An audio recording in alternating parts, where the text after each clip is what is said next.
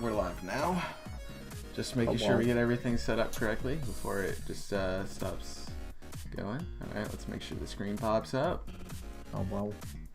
Yes. Alright, the screen has popped up. What is good, Chaotic Nation? It is your boy Chaos here. We are back, well, with a live stream for once on the YouTube channel. We're back with PDL Season 5, the preseason podcast, and of course, I am joined today by my co-councilmen. I've got GMax Tortuga and 2E5. What's up, guys? Hello. Hello. We're here. You're definitely here. We're here. We're excited. Yeah. So if you guys haven't seen a podcast before, can somebody just type in the chat to make sure I got the right thing going? Everything looks good. Cool. But if you guys haven't seen a podcast like this before, if you're first time jumping in for the PDL or anything in general with this kind of vibe, what we got going on is we're going to be going through each of the draft picks in order, and then from there we will be talking about what we think about the picks, how the picks relate to the team in general that drafted them, and how everything's going to be going on. And can we just say we have an awesome Season 5 logo? I just want to let you guys know. You do. Yeah, the artist did a fantastic job on that logo, so GG's to the artist. Yeah, thanks. Was it You're you? welcome. Yeah, no, dude, it wasn't me. I totally asked somebody else to make. A Charizard logo. Yeah, exactly. Oh. It has been garbage. And I got my famous yogurt that I always have for these podcasts. Ignore my Discord popping on the screen. Because I had to bring it over to start promoting things. But yeah, we'd love to have you guys hang out in the chat. We're going to try to interact with you guys in the chat specifically. We want to get through these picks today. Like, we have to go through like 90 some picks. So, it's going to be a long time if we interact with chat the entirety of the way while we're talking. So we're going to be typing back to you guys. So make sure you guys watch us there. We'd love to have you guys just let us know what you think about picks as well as we go through. And yeah, I think that's a good place to just get into this. So, three of us each gonna take turns doing our fun thing, and yeah. So let's get started. We have how many teams this season? We have, I don't even know. I should know. We have 8 teams this season. We've had a few people have to drop out due to some issues going on, but we're hoping those got sorted out and that they'll be able to join us if we do next season. But let us begin today with our discussion about your reigning champions, the Detroit Red Wings, and their first overall pick, which is Rillaboom. So, Rillaboom was one of the things I grabbed on my team specifically because I didn't want to counter it. Rillaboom is a very powerful Pokemon. It has the ability to set up Grassy Surge, which gives you grassy terrain and allows a very fun little grass stab move to go first. So Rillaboom can be a very offensive threat. It's pretty good bulk overall. It's a starter Pokemon, so it's relatively overall pretty nice. So it's a good Pokemon. I thought it was a good grab for me first overall, and that's what I'm gonna go with. Over to Jimbo. Yeah, Rillaboom is a really nice pick for the Detroit Red Wings. It's pretty much like you said. You set up that grassy terrain, use that grassy glide, and get that priority and stuff. I forget exactly what it's a stack stat, so but I know it's more of a physical attacker than a special attacker, but very big threat indeed, and a very good first pick for the Detroit Red Wings. I'm in full agreement with what my colleagues have just said here about this pick. Really, Grassy Surge can get a nice grass type. Stab attack, obviously. As Kel said, fairly bulky. I would say there's a lot of bulk. I did wonder, where could Rillaboom have fallen to? Would it have been a number 1 pick?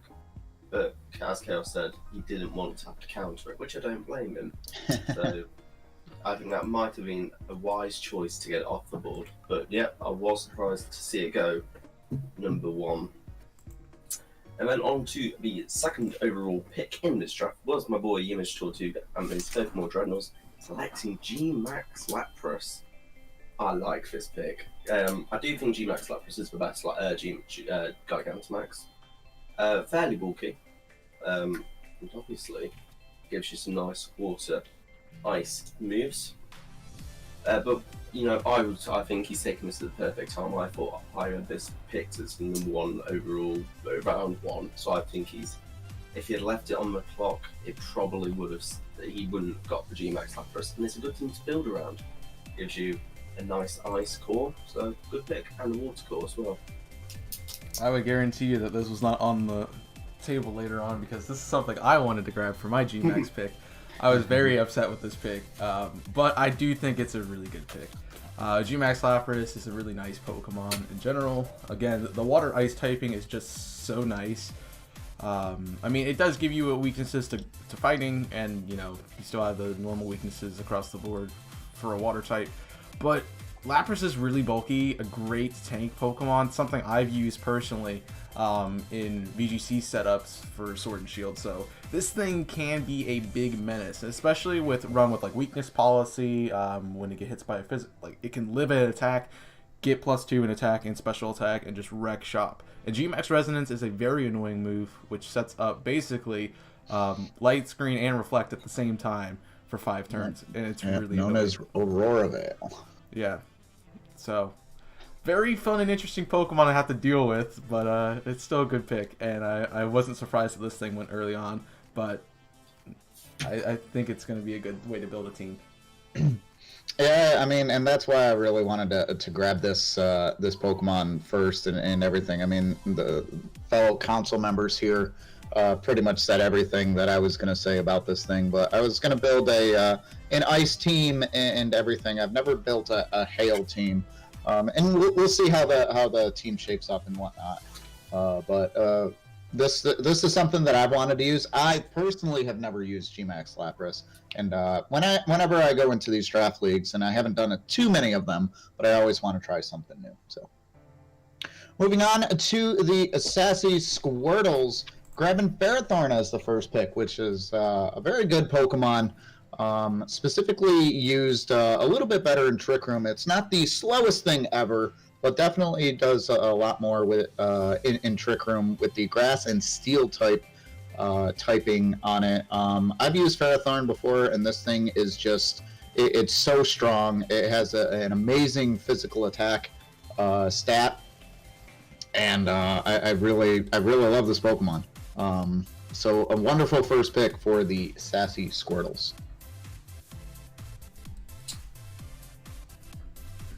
What do you think? Oh, sorry, I was having a mental block. So Ferrothorn, I love this pick. You know, Ferrothorn, one of the tankiest mons, got a fantastic defense stats. If you think back to season 3, I think it was, when I took an Infernape in, hit it with a Fire Blast, and it tanked it. So I like this pick. You can build a team. You can take this, build around this Ferrothorn. I like this pick. Well, it's a really nice pick, and I think it would not have been on the board next round. I think I've had my eyes on that. So the next pick was. I still have to talk, buddy. Yeah, my bad.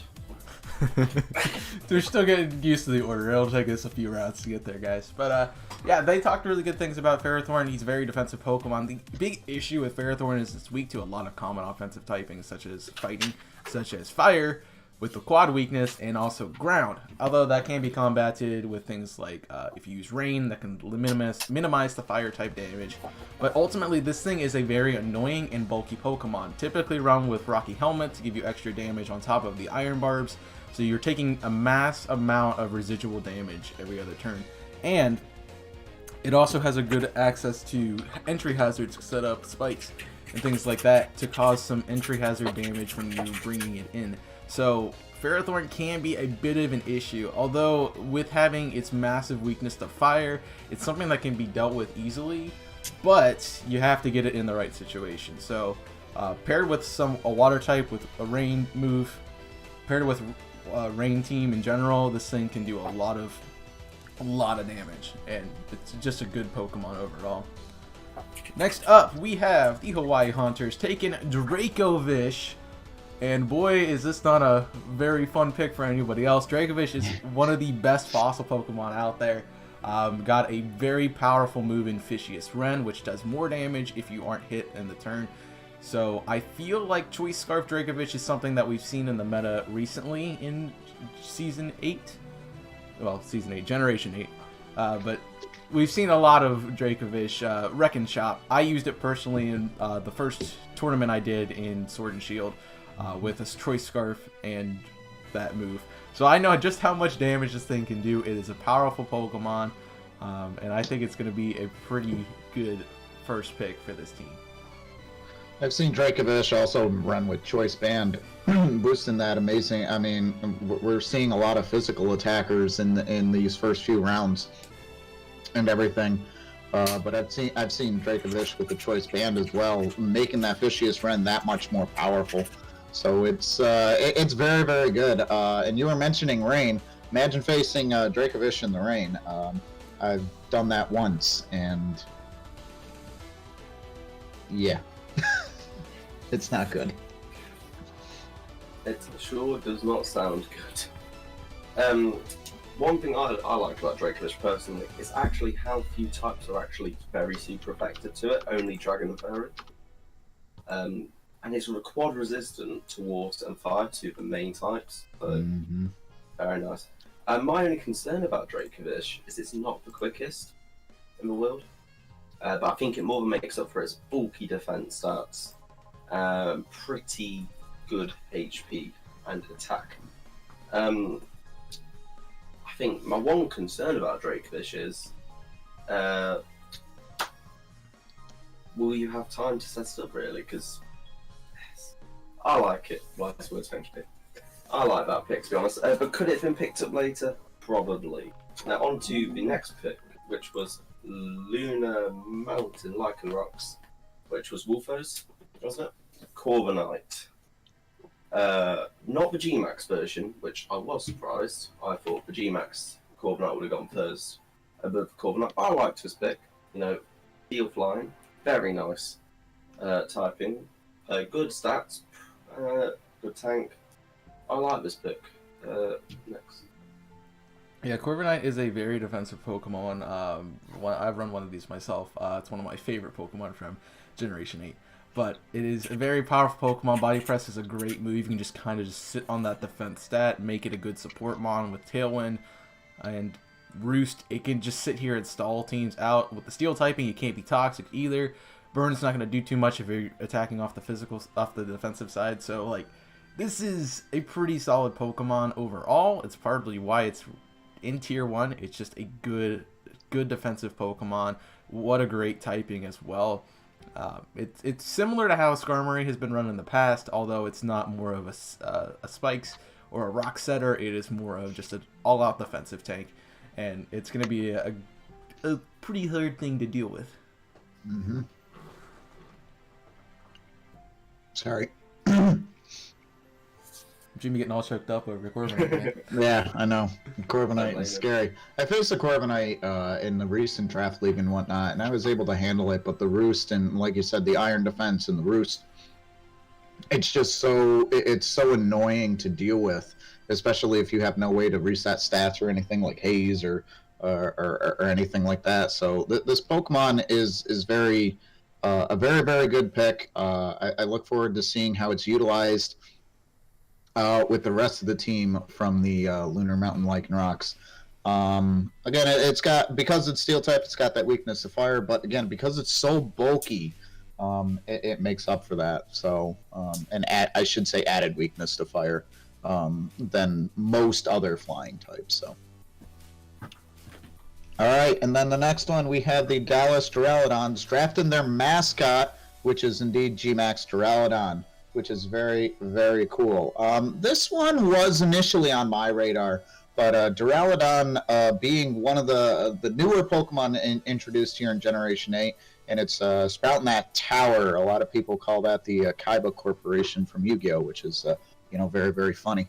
But Duraludon, with that Steel and Dragon typing, it's so bulky as well as most Steel types are.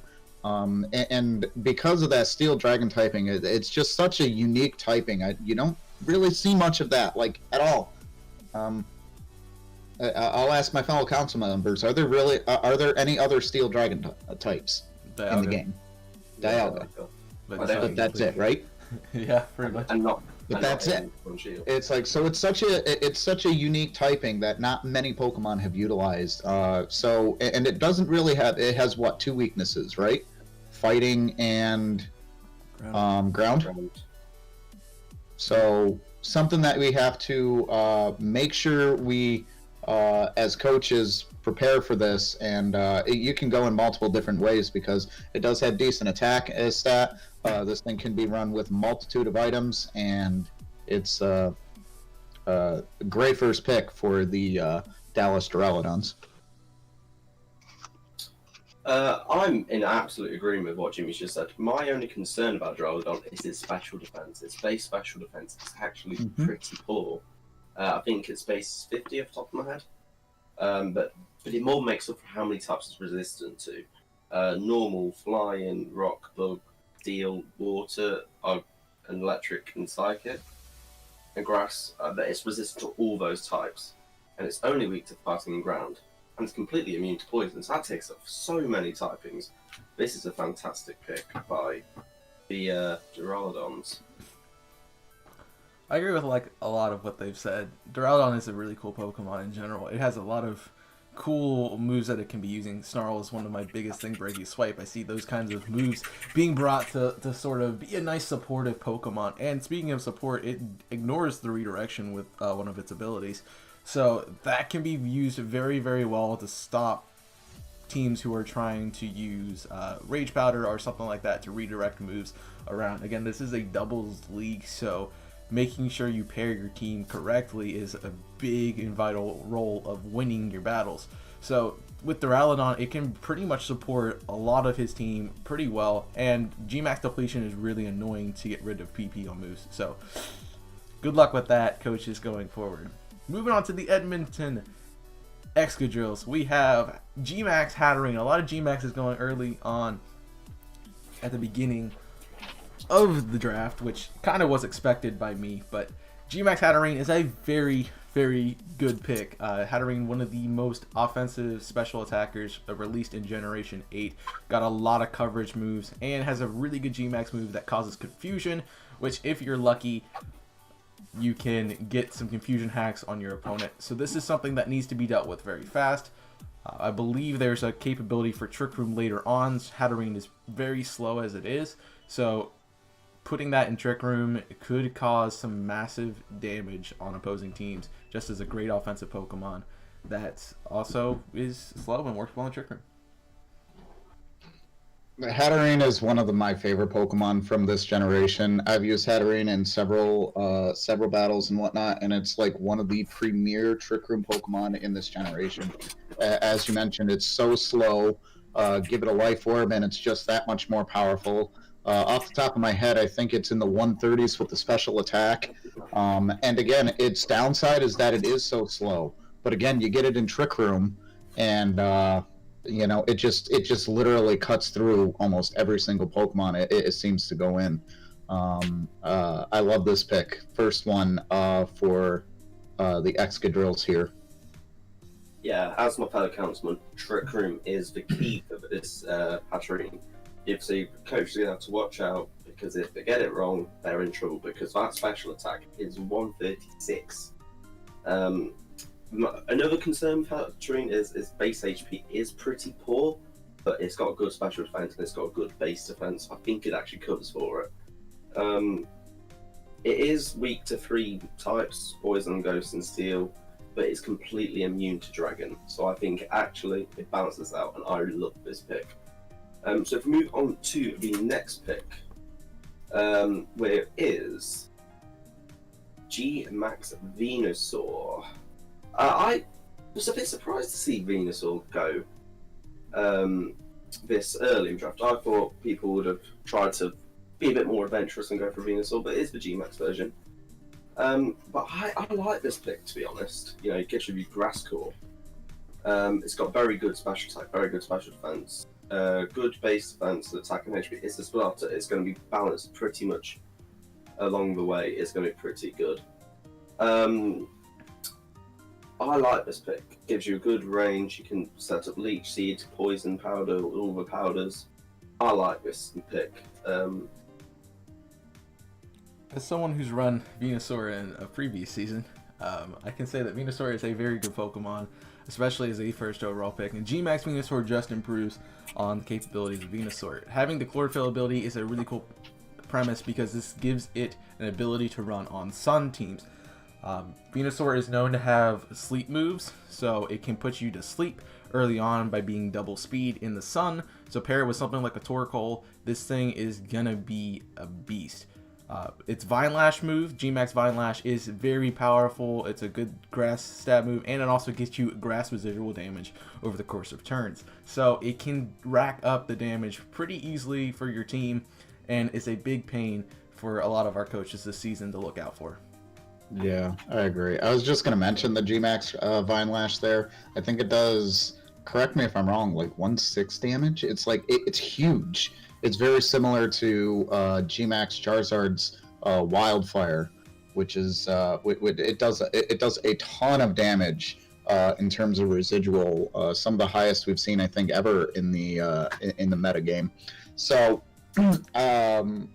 I don't really think I have much to add on that. I was going to mention the Chlorophyll ability, obviously, which means its speed doubles in the sun, so you pair it with the Torkoal, which is a good segue into the next one, with the wheel pick for the Helioptales. I think that's how you pronounce their name. Nate, if you're here, please correct me. But their next pick, and starting round 2 of the draft, was indeed Torkoal. So they got a Sun team right off the bat. Torkoal, very, very good Pokemon, very big in that special attack once again. And with the ability, Drought indeed set up that Sun. So now all of a sudden, now all of a sudden, that Venusaur gets very, very fast, very, very quickly, and can deal massives amount of damage. I'm in agreement. I like this pick quite a lot. My main concern about this pick is how slow Torkoal is. It is, I think, correct me if I'm wrong, is it 22 base speed? That's pretty 20. 20. Yeah, it's 20. It's one of the slowest Pokemon in the game. But it makes up that. It's got base 140 defense, if I'm not mistaken. It's got a very good base defense. But a very slow speed. That would, to me, be concerning if this Torkoal was my team, because as good as it's going to be with like the GMax Venusaur, it's so slow. But look, he's paired it well. I actually think this could work well, but I'm concerned of how slow it is. I don't think the speed is going to be that much of an issue myself. Torkoal is a pretty powerful Pokemon, and if you pair it with something like Venusaur, Venusaur is the bigger threat on the field. So you're going to be trying to get rid of that Venusaur faster than the Torkoal. So if it's paired correctly, it can do a lot of damage. And Torkoal has some really good spread moves. Obviously, Solar Beam is a nice grass-type coverage for the Sun, which is probably going to set up as long as there's not another weather after it. But it also has access to things like Eruption, which does more damage the higher health you have. So if you can keep Torkoal healthy, it can spread fire damage across the field, doing a lot of damage to the team. And it's just a really good Pokemon. Not to mention, this thing is a Rapid Spinner, so it can set up Speed Boost with the Rapid Spin. And honestly, even running it outside of Sun, running it with White Smoke, is a good way to set up Torkoal to be a defensive and offensive presence, because I believe it gets Cursed as well. So you can make it even slower, because it's already slow, and then just set it up and deal damage. They can't do damage or lower your attack stats because of the White Smoke. So it could be a pretty interesting thing to have to deal with, but if it's prepped against right, I think it has a way to do it. But Torkoal, one of the best weather setters in the game, so it's really nice to see on this team. back to the Edmonton Excadrills. If you guys don't realize, this draft snakes, so the reason the Helio Tails got 2 picks in a row was because they're at the end of the draft. The Detroit Red Wingles are at the beginning, so they will get 2 picks at the end of this round coming up. But moving on to the Edmonton Excadrills, we have ourselves Indeedee. So you see that Hatteren, I saw that Indeedee coming. This is the perfect setup for Indeedee and Hatteren. Just a good combo in general. Psychic Surge is really nice. If you get Expanding Force on both of these Pokemon, you're going to be able to pretty much wipe out the entire rest of the team. Plus, Indeedee can use some redirection. Hatteren can set up Trick Room. If you get that Trick Room set up, these two can be really slow Pokemon together and just body through a team. I've seen people use this in the past. It has been one of the most sought after strategies, I think, in Draft League, in Sword and Shield, as far as I know. So this is going to be a rough fight, and honestly, just a great pick to match that Hatteren. Yeah, I've used this strategy many times, and not that there was much I could do about it at this time, like as a coach and whatnot, but the fact that Hatteren and Indeedee are together on a team really scared me, because of just how powerful this combination is. Again, Indeedee with that Psychic Surge, which not only boosts the power of psychic moves, but it also stops priority moves. So you can't do the fake outs, the sucker punches of the world, and then Indeedee using Follow Me, all the moves are going to be redirected to Indeedee. So a very great partner Pokemon for the GMax of the Excadrills here. I'm in complete agreement with what you two have just said. Great partnership. Will work really well together. It's got good base special defense as well, which is pretty good. Got a good set of moves. It's got can get Calm Mind, so it can set up as well. But as you said, you could Follow Me. You know, it will take the damage. I like this pick, and I think they've paired it very well. If I was a coach this season, I would be crapping myself seeing that come through. So on to the next pick is the Duraludons with their pick Grimmsnarl. I really like this pick. Obviously, couldn't take the GMax Grimmsnarl because he's got the GMax Duraludon. Grimmsnarl is immune to 2 moves in Psychic and Dragon and resistant to Ghost and Dark. Quad resistant to Dark as well. It's got good rare stats, very high attack, good HP, and good special attack. So I actually really like this pick. You know, GMax Duraludon, I think that would be quite a nice pairing. Because, you know, who knows? I like this pick. I'm a fan. The Grimmsnarl is going to be really annoying. With the Prankster ability, it is a great support mon. It can set up against your opponents. It can Thunder Wave things to make them slower if they were going to outspeed its partner. So it's such a good supportive Pokemon that, you know, it could do a lot of damage. But also Grimmsnarl does have some good attack stats, as Tui was mentioning. Like, this thing could be offensive as well. I think it just has a good viability and a good versatility for a Draft League, running it depending on what you need it to do. If you need it to be offensive, it can come out and start smacking you with offensive moves. If you need it to be more of a supportive mon and spread those Thunder Waves with Prankster, it can do that. It's a good pick. It really is. Yeah. When I think of Grimmsnarl, the most that I've seen it is that it uses, you know, Prankster with Light Screen and Reflect as well. So it can also set up screens to protect your mons and have the damage from, well, basically all your attacks if it, you know, and if it survives long enough, which I've seen it's pretty bulky, you know. Very rarely does Grimmsnarl, I ever see Grimmsnarl get, you know, one shot. So a very good pick to potentially protect this GMax Duraludon, which is really cool. Moving on to the Lunar Mountain Lycanrocs with the Toxtricity. Now, I personally really love this Pokemon. I wish it was a little bit better, say, in the VGC setting, but in a Draft League setting, you just never know with Toxtricity here. Toxtricity is it can be a beast with its it's got a pretty decent special attack stat. Pair it with what's its ability? I gotta look up at its ability really quick. Hold on. What's that? Punk Rock. Punk Rock? Is that it? Okay. Yep. Yeah, which boosts the power of sound moves, right? That's what I'm thinking of. Yeah. sir. So boost up the power with of the sound moves, and it gets boom burst, it gets overdrive. Not to mention, it's got the stab with the obviously with the overdrive, and then put a magnet on it. It's that much stronger. So I really, really love this Pokemon. The big downside to Toxtricity is that its defenses are not all that great, and it's quad weak to ground, which is very, very common in the meta.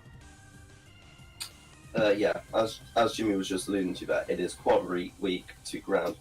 So my concern would be, if you Earthquake it, it's not going to survive. That sounds Focus Ash. But however, if you stick a magnet and use Boom Burst, you're looking good. It's going to be good.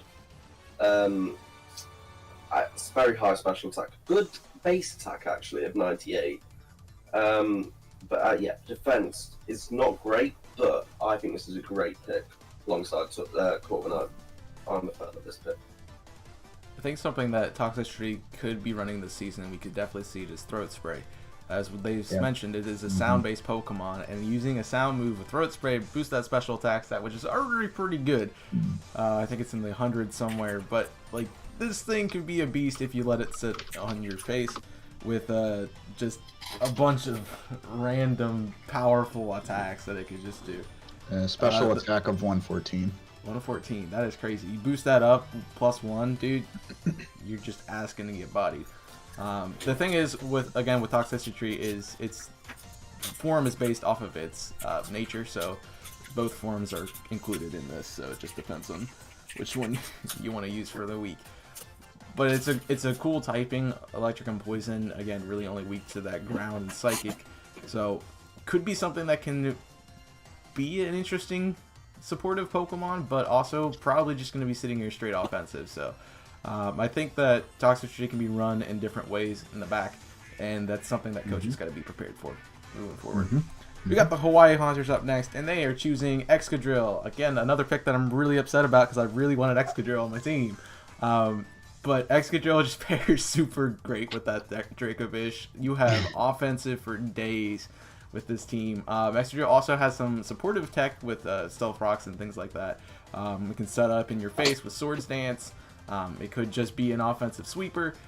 This thing has been seeing a lot of action in VGC, mostly with its the Steel Spike, Max Steel Spike, so a Dynamax version, which cannot be run in this Draft League season. Only the GMax Pokemon can, Gigantamax. So Gigantamax, right? Not the D-Max form. It has to be the Gigantamax form. It has to be the Gigantamax form. So and the coaches know this. Yes. So it's a little bit less of a big threat without having that Dynamax ability on it, but this thing is pretty powerful as it is, and Excadrill is just a good offensive, speedy threat that can just cleave through teams. If it's paired nicely and correctly with some other things, Tyranitar was a similar partner that we've seen in BGC. It can just, in sand, it just goes.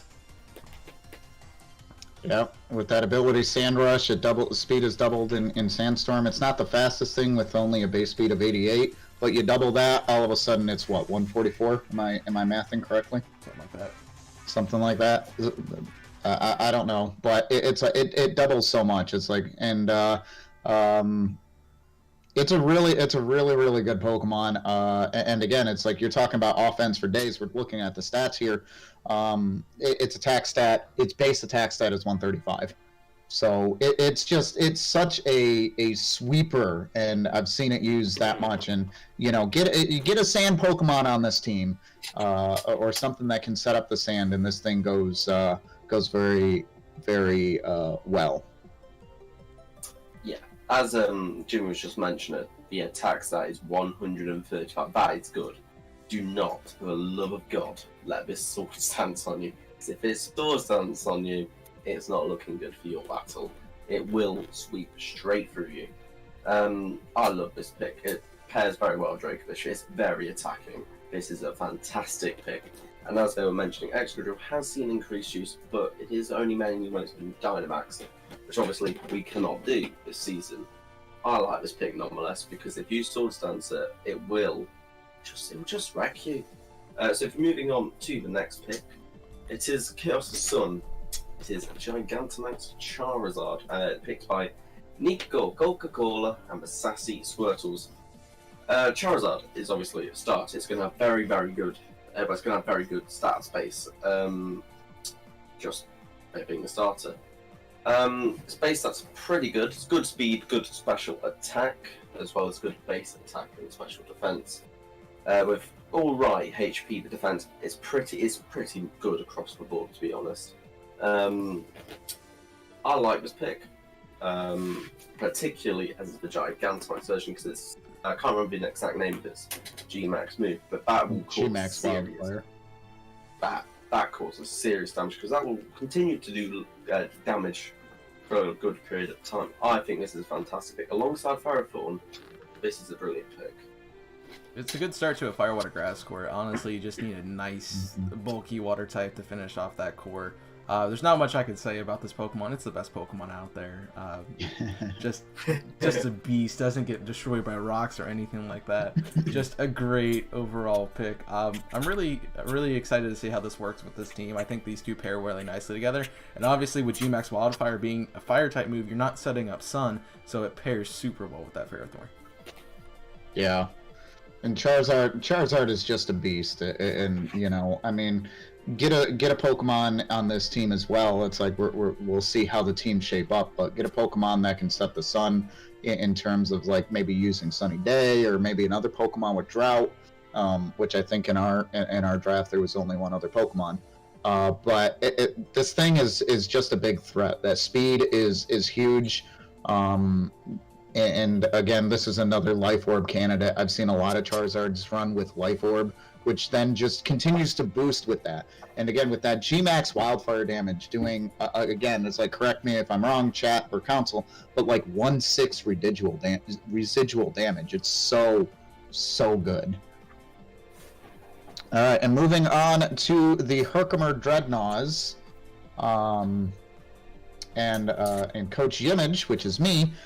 We see Duraludon. Now, as you guys, as everybody in chat can see, the GMax versions were separated from the main Pokemon, the regular Pokemon. So this Duraludon will not be able to Dynamax or Gigantamax, but still a really solid pick. As I mentioned before, when I saw the Excadrills get the Indeedee, I really wanted to grab this Pokemon because Duraludon has that Stalwart ability, which ignores redirection moves. So I can go into, say, a potential Hatterene, trying to set up Trick Room, and do some massive damage with a Steel type move, which Hatterene is indeed weak to. So a really solid pick. Again, a Steel Dragon type. Only one other Pokemon has had it. But again, it's not the Gigantamax form. You know, I would be curious to know, because you went for GMax Lapras, you know, so you always going to get GMax Lapras. Yep. So you wasn't going to get the GMax Duraludon. So it was obviously, was this a planned pick or was this a spur of the moment? Yes, to both. I can argue both. Yeah. I like this pick though, because as we mentioned earlier, it's got fantastic stats. It's got very unusual typing. I'm a big fan of this pick, and actually, I like how it goes with Lapras because it's steel and ice. Mm-hmm. I like that. I really like this pick. Good defense, good special attack. I'm a big fan of Jim Bob. I really don't have anything to add to this pick. We talked about everything with GMax Duraludon, so those all apply here, except obviously GMax Depletion is not on this thing because it had not Gigantamax or Dynamax. But I think the redirection is going to be nice for this season. Mm-hmm. Moving on to the Detroit Red Wingulls, we have Passimian. So an interesting lower tier mon going in the second round here. Passimian, obviously a pretty interesting Pokemon, good fighting type from the Generation 7. Got two abilities in Defiant and Receiver, which could be used in different kind of strategies. Defiant boosting attack stats 2 stages if it gets a stat lowered, and Receiver, if your partner Pokemon goes down, it can be used. It can take that Pokemon's ability. So Passimian has some pretty interesting niches, often seen with a Choice Band or Choice Scarf as a U-turning Pokemon. So it's got some nice, powerful attacking prowess that it can bring. and it's going to be interesting to see how we use it this season. Yeah. This was an interesting pick. I'm very excited to see it in action. I've used Passimian very, very little, so I don't know too much about it. All I know is that it does get the Define ability, which of course, if you lower any stat, the attack stat will then increase by 2. So we just have to be mindful of that to not lower the attack stat if you do decide to run Defiant, which again we won't know ahead of our matches. So. As Jimmy was just alluding to, Divine could be a big deal. I imagine that is what will be played a bit more. Passimian has very good attack stats, 120, but incredibly poor special attack. But at the end of the day, this is a physical attacking mon. I don't actually think... Well, does it actually get a special attacking move? I can't think of one. I like this pick. I am surprised how early Chaos took it. I'll say it now. I think this was a bit of a reach. I think this would have been on pick board 3-4 rounds later. Mm-hmm. I still think it's a good pick, but I think there was other mons that he could have got before that. It's still a very good mon, nonetheless. The next pick, Chewie just don't know. Chewie knows everything. The next pick is Primarina. It's obviously Chaos again, as it's how power drafts work. The abilities Liquid Voice and Torrent, pretty good. The starter, obviously going to have very good base stats. Its specials particularly stand out for me, but both over 115 off the top of my head. I think the special attack's over 120 and special defense just above 115. Don't know precisely. I like this pick, but it's another one of could it have been on a bit later?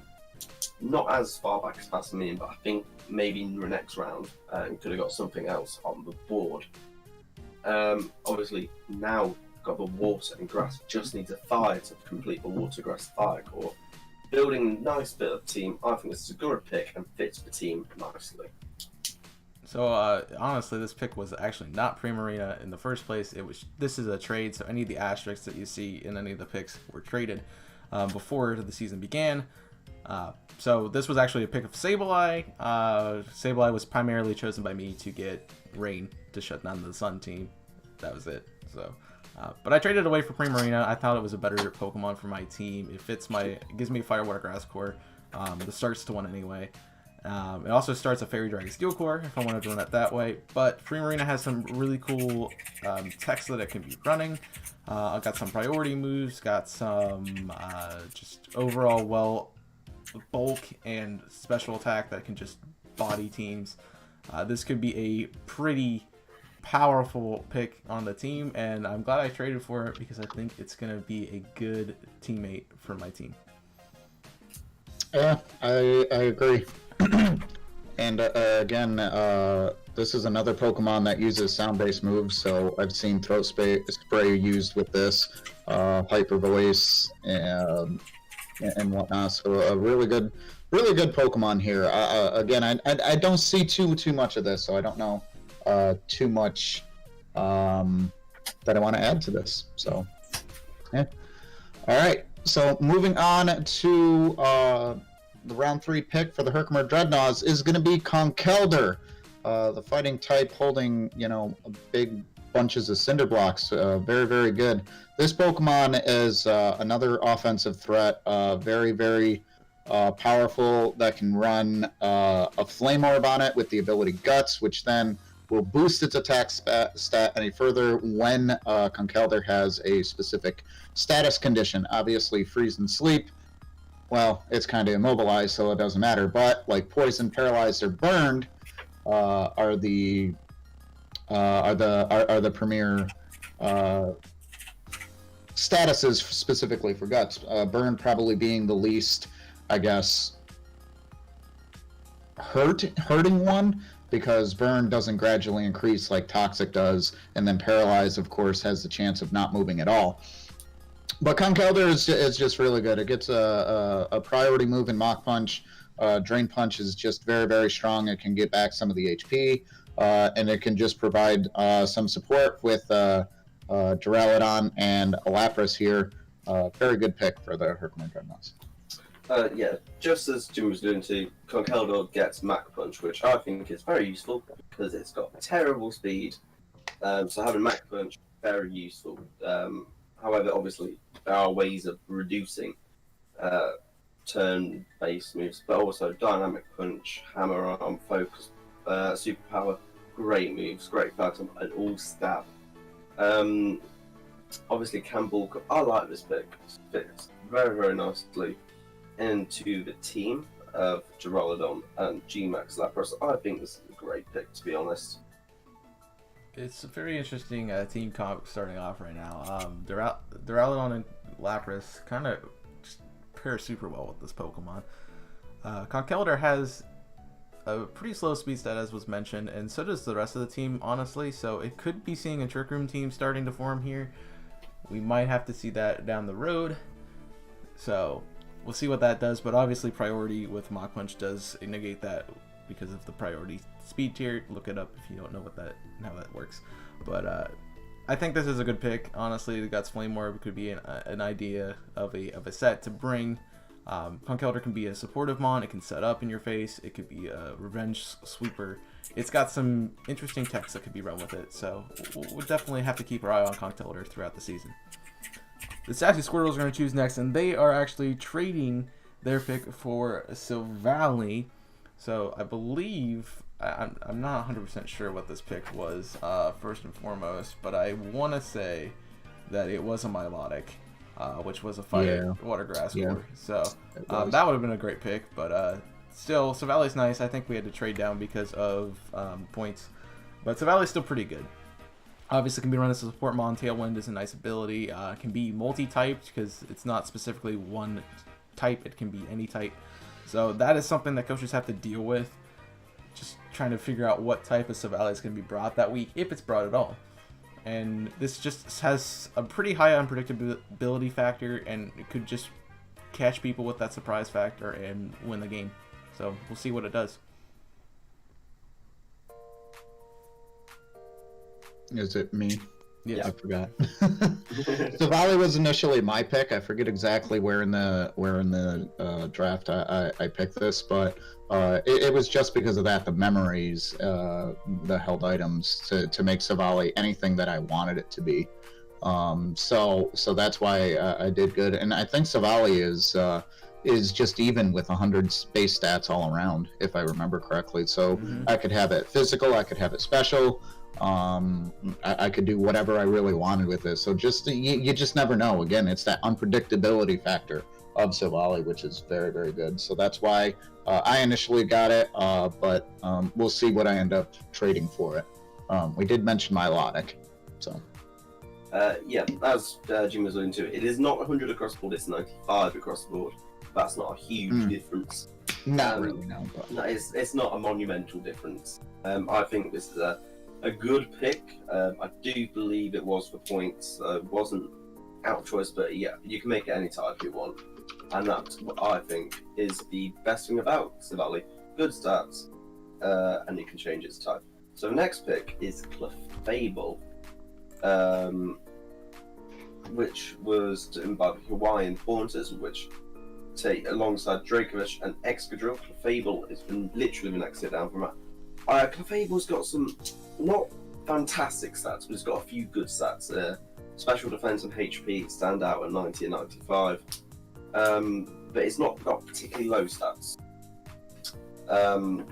If you know, so it's not got poor stats. It's got average stats. Speed is not ideal, but can make do with it. A good special attack. I like this pick. Obviously, it's a fairy type, so we'll deal with your dragon types. And obviously now they've got a dragon, steel, fairy core around their team. I like this pick. Good choice. Fable is annoying. That's all I'm gonna say. Its ability my turn is already? just such a pain in the butt to deal with. You can't toxic stall this thing because it doesn't take residual damage if it's running a certain ability. It's got some pretty good coverage moves. It's gonna be a big pain in the butt to deal with, and it has the ability to use metronome, so we never know what that's gonna be. This thing is bulky. It's like I remember facing this thing, and this thing is bulky. It also has a follow me, so it can be a redirector to protect maybe like Dracovish to make sure that it gets off Vicious Rend, or to make sure that maybe a Sand Setter is actually incoming for the Excadrill or something. So this thing is just, I'm scared. I'm scared to face this thing. You know. Yeah, that's really all I got to say. Moving on to the Lunar Mountain Lycanrocs, trading away the that was the Primarina, right? Yes. For the Sableye. So Sableye, one of the best Pokemon that I've personally ever used with the ability Prankster. This thing is just insane with Prankster. Prankster Quash is huge.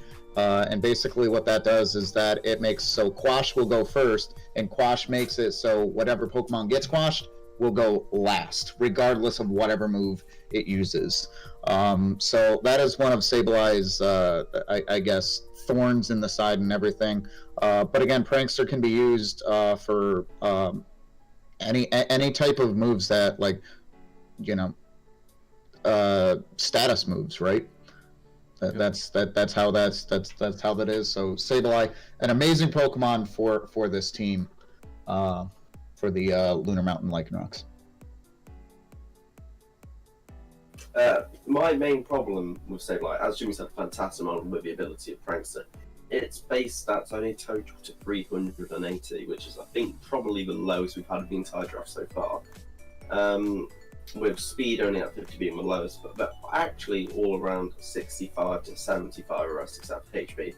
So balanced across the board. So that can, it's not great stats, but I think you'll make do, and I think the ability will help out massively. And will obviously be a useful asset to the Lycanroc team. Sableye is a big and annoying Pokemon with Prank. I've talked about Prankster already. Prankster is so annoying to have to deal with, especially with, as Jamie said, Quash. But even as going as far as running rain, like running Rain Dance, it can shut down different kinds of weather. It can status your Pokemon. It has so many abilities just to ruin your strategy. And though it might not be an offensive Pokemon itself, though it might not have the best stats, it's going to be a good pair for anything it goes with. And that's going to be a bit scary to deal with. But Sableye, again, as we said, was weak, is pretty frail, although it's only weak to Fairy, so that's going to be something that coaches have to think about when they fight this team. Dallas Duraludon's a backup, and they choose Dusclops. Obviously going with a little bit slower of a team here. Duraludon, Grimmsnarl, and Dusclops, pretty slow Pokemon. This is a great Trick Room Sedu, a great Eviolite running Pokemon, something that you're going to see probably very frequently on it.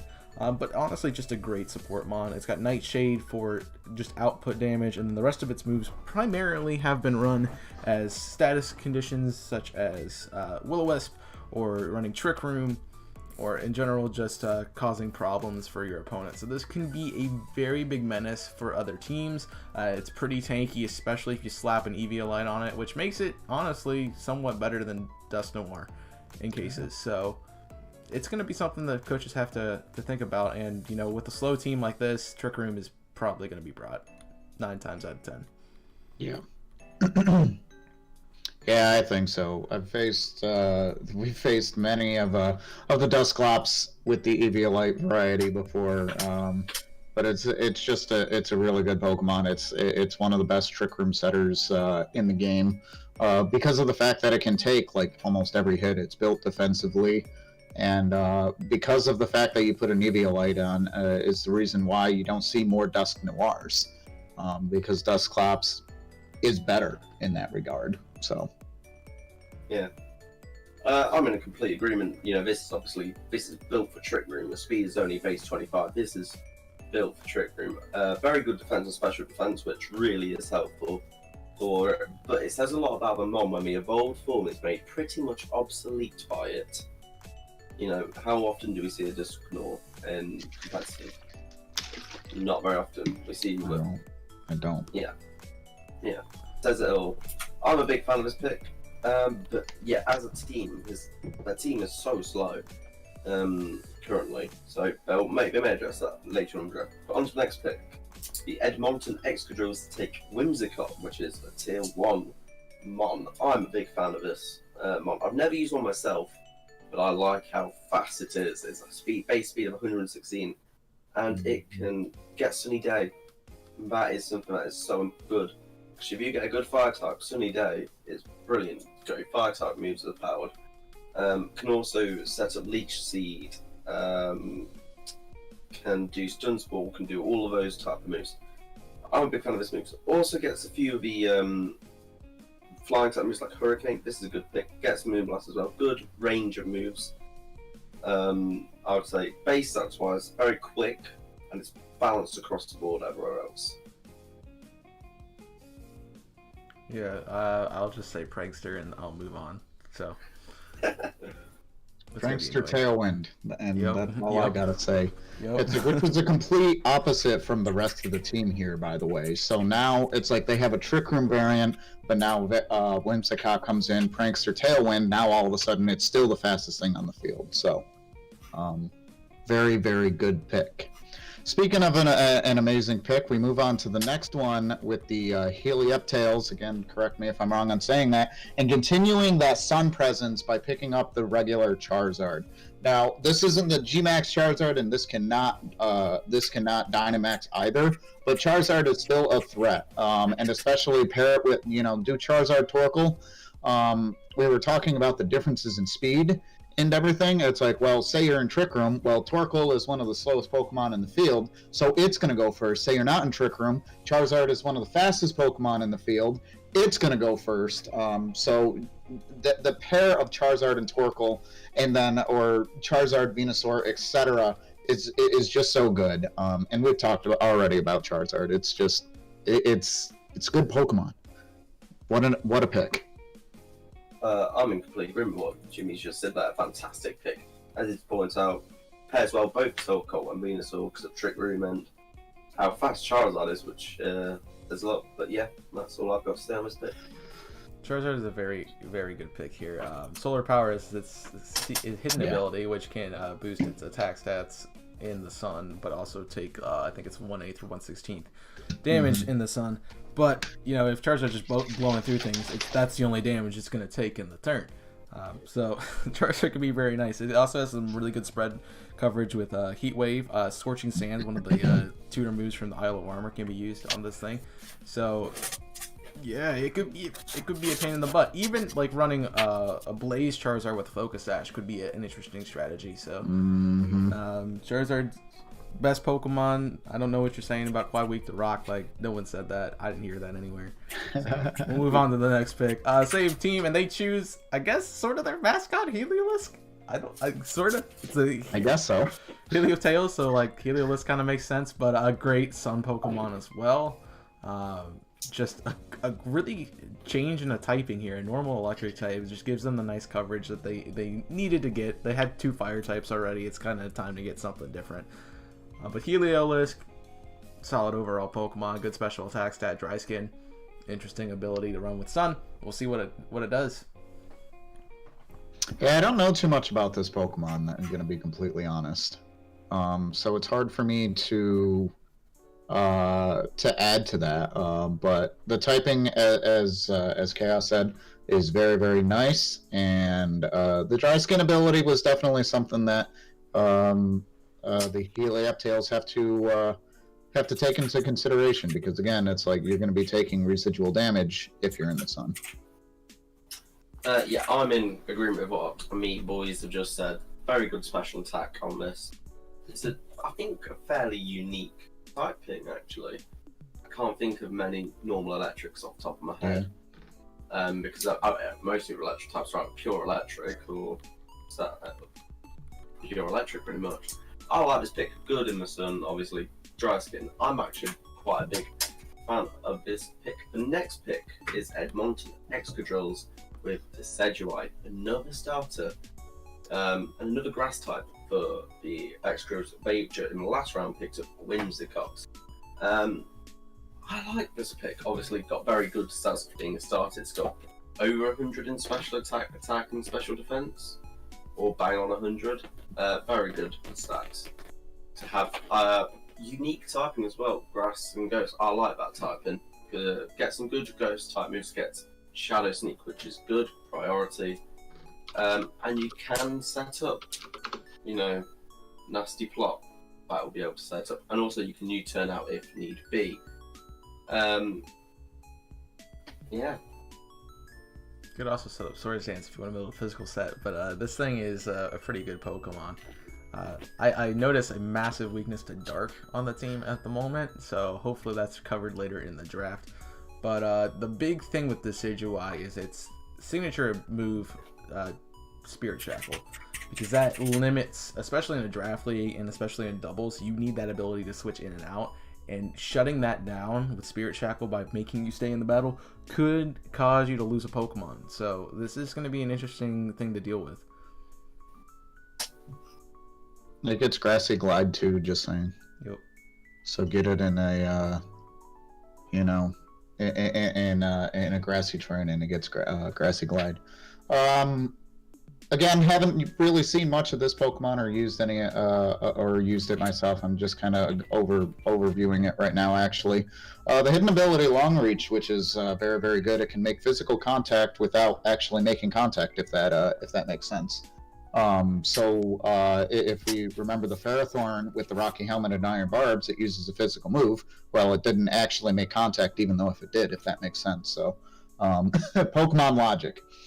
So a very good pick for this team. I'm very curious to see how it's used, because again, I don't know enough about this to really add to that. But yeah, that Spirit Shackle though is kind of scary. Noted. Moving on to the Duraludons, picking up Alolan Ninetales, which I'm going to be honest was a snipe for me. As you guys remember, I got the GMax Lapras and wanted to do some Hail Team initially, but I got sniped in the meantime with the Alolan Ninetales. So Alolan Ninetales with the Snow Warning ability can immediately set up the Hail as it comes in. Ice and Fairy type Pokemon. Beautiful Pokemon, as you guys can see on the screen. This is the shiny version, but the normal one doesn't look too much different than this one. But typically a very, very good support Pokemon. Isn't it fast too? Mm-hmm. Yeah, it's very fast. So picking up some speed with this potential Trick Room team, the Duraludons did. Very, very good Pokemon. Again, I was sniped here. Poor Jimmy, because I think this would have gone well with this team. However, just in the last pick, as I was saying with Dusclops for the Duraludons, they were a slow team. What a way to add a bit of spice into speed into your team. A bit of Alolan Ninetales. Good stats as well. Base total comes up to 505. Good moveset. I think this is a very good pick. Well, somebody who's run Alolan Ninetales in Draft League before, it's a really nice Draft League Pokemon. Freeze Dry is a really nice move to have on an ice type. It's nice stab, and it also does damage to water types. You're not really sacrificing too much offensive damage. It's 75 versus 90 if you're using Ice Beam. Not much of a difference here, but you could definitely see dual ice moves, especially with Snow Warning. Seeing Blizzard and Freeze Dry as a combo. This thing also pretty customizable. I've used it before as a straight out offensive attacker. I've also used it as a defensive Pokemon with Nasty Plot to set up. It can be a big threat to a team, and it's really good for the team, honestly, because as they were mentioning, it gives us a little bit of a speed tier here, a difference from all those slow mons that we were seeing earlier. Learn about them like rocks next up, and they choose Drapion, something actually I was looking at myself. It's just a good offensive Pokemon in general. Such a nice typing, dark and poison, only weak to ground. So Drapion's pretty nice. It also has the ability Battle Armor, which doesn't allow her to get crit, so that's nice if you're trying to bank on like Inteleon, Snipe Shot, shenanigans. So it's gonna be a nice mon there. I think it also gets Sniper itself, so that could be fun. Yeah, you get the like the crit Drapion. Land a bunch of critical hits. Very, very good Pokemon. I love this pick. I think Drapion is going to be very, very scary. I don't think I have much to add from what you've already said. is going to be very interesting to see how it is. I will say it's like going for, you said it's Poison Dark, right? This is Poison? Yep. You know, second Poison type on the team, so very interesting pick here. But again, I think it's a fantastic pick. I love Drapion. Yeah, I'm in complete agreement with what the boys have said. I don't actually have much to add to this pick. I like the pick, goes well with the team. I think a job well done there. Next pick is Hawaiian Haunters with Arcanine. Obviously, they've just finished off their Dragon Steel sort of. Ignore me, I'm just stuttering now. Arcanine, very good pick, good fire type. Good stats, quite very quick, gets extreme speed, which is priority mood. I'm a big fan of this pick. Obviously, most teams will pick the fire type, and I don't think there are many better than Arcanine. One of the things too you didn't mention was the ability Intimidate, which is a big component of battling, shutting down those physical teams with Intimidate. We said in the first round there were a lot of physical mons going, and just having something that can shut that down is really nice. Arcanine, good pick, good coverage moves too. Wild Charge, very powerful electric type move. Yep. Maybe to help out with that, with some weaknesses to flying later on, or just overall good coverage. Play rough too, good for dragons. Mm-hmm. So cool Pokemon. And then of course it gets the fire type moves and spread moves and Heat Wave I've seen run on Arcanine. And again, you just got to worry about that Intimidate. Arcanine with Intimidate. Moving on to the Sassy Squirtles, picking up Galarian Wheezing. Doug. Is Doug gonna dome? Doug gonna dome. Chaos, the slide doesn't have Wheezing on it. What tier is it? Wheezing is tier 2. Tier 2? Yeah. Oh, there it is. I missed it. Okay, never mind. I'm just blind. I can read, I promise. So, Galarian Wheezing introducing a new ability, and I actually think Coughing ended up getting it as well. Mm-hmm. Neutralizing Gas, which can suppress a lot of the abilities. A lot of these Pokemon are going because of the abilities. I think specifically because of Sableye. You pair Sableye with a Galarian Wheezing, or counter it rather, with Galarian Wheezing, and now Sableye is just completely shut down and useless. So we have to be very mindful as coaches going into facing this. And this thing isn't exactly, a pushover either. It's very bulky and gets a ton of different coverage moves. It's what? A Fairy Poison? Yep. It gets, but it also gets Heat Wave, which is a fire spread move, as we all know. So be careful of your steel types. I think this is a superb pick. As Jimmy said, you can make many mons completely obsolete with neutralizing gas. Got good stats as well. It is not a pushover. If worse comes to worse, you can explode. If you need be, needs must. Needs must if you need to. Great pick. I'm a huge fan. It goes well with the team. I am impressed. Well done, Nico. So, one of the things I actually really like about Galarian Wheezing is its diversity in abilities. Levitate is not to be slept on, because that is one of the ways to deal with this thing. And if you take away that weakness with Levitate, you're going to have a little bit of a trouble. So it could be run more defensively, especially if you want to use some of your own Pokemon's abilities, like Charizard, GMax Charizard Drought, GMax Charizard, in Sun with Solar Power. Ferrothorn's Iron Barbs just to get some whittle chip damage, and so this could be some interesting plays here. I love the typing too. It's a good Pokemon. It's probably gonna be more of your supportive type. We expect to see Toxic and stuff on this, so we'll see what comes up. And we got the Herkimer Dreadnoughts with a trade. Here we go. So this is the very fun trade scene we have to talk about right now. So remember that Savali was initially drafted by the Herkimer Dreadnoughts in this slot. But it was traded for Milotic, and then once again traded with the free agency for Mew after the draft. Nobody drafted Mew, but Mew does make its way back into the draft league. Yay, woo, yay. Mew, such an annoying Pokemon. Literally the best at being diversified. Like, I think the only Pokemon that might be better Okay, no, it's the most diverse Pokemon out there. You can learn every TM, every HM, as a variety of stats, 100 base stats across the board. It can set up like it can set up in your face. It can be a defensive stall Pokemon. It can recover, like whatever you want this to do, it can do. That's all I'm gonna say. Enjoy. And Synchronize is really annoying when you try to status it. Yeah. And this is why I wanted to pick this one up. Yeah, this is why I wanted to pick it up. It is my turn, right? Yeah. Yeah.